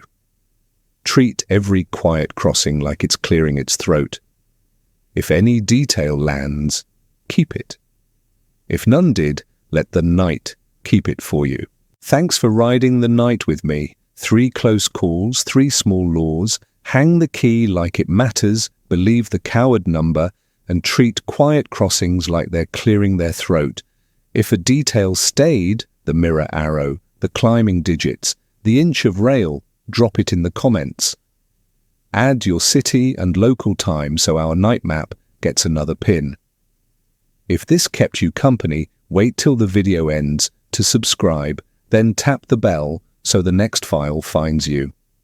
Share this with the one friend who drives late, works late, or checks their oven twice. Breathe. Once before you go, slow in, loosen your jaw, thumb on the table. Click the quiet key. I'll be back with more human-sized horror, ordinary minutes that almost broke. Until then, keep the inch,